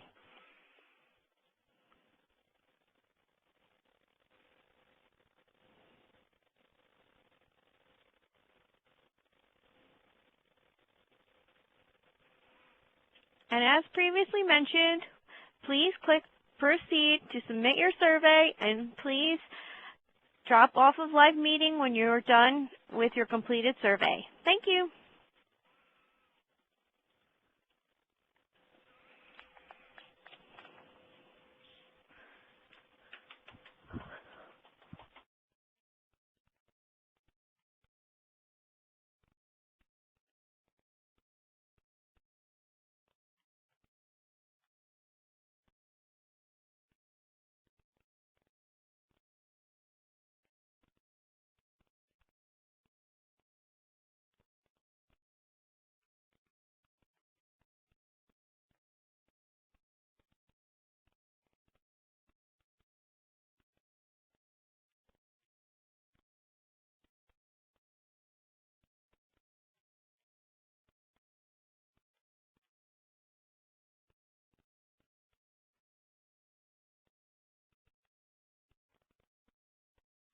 To everyone still on the bridge, do you have any last-minute questions? If not, we will again thank Nisheeth for his session today and all the sessions that he facilitated in the past 2 weeks.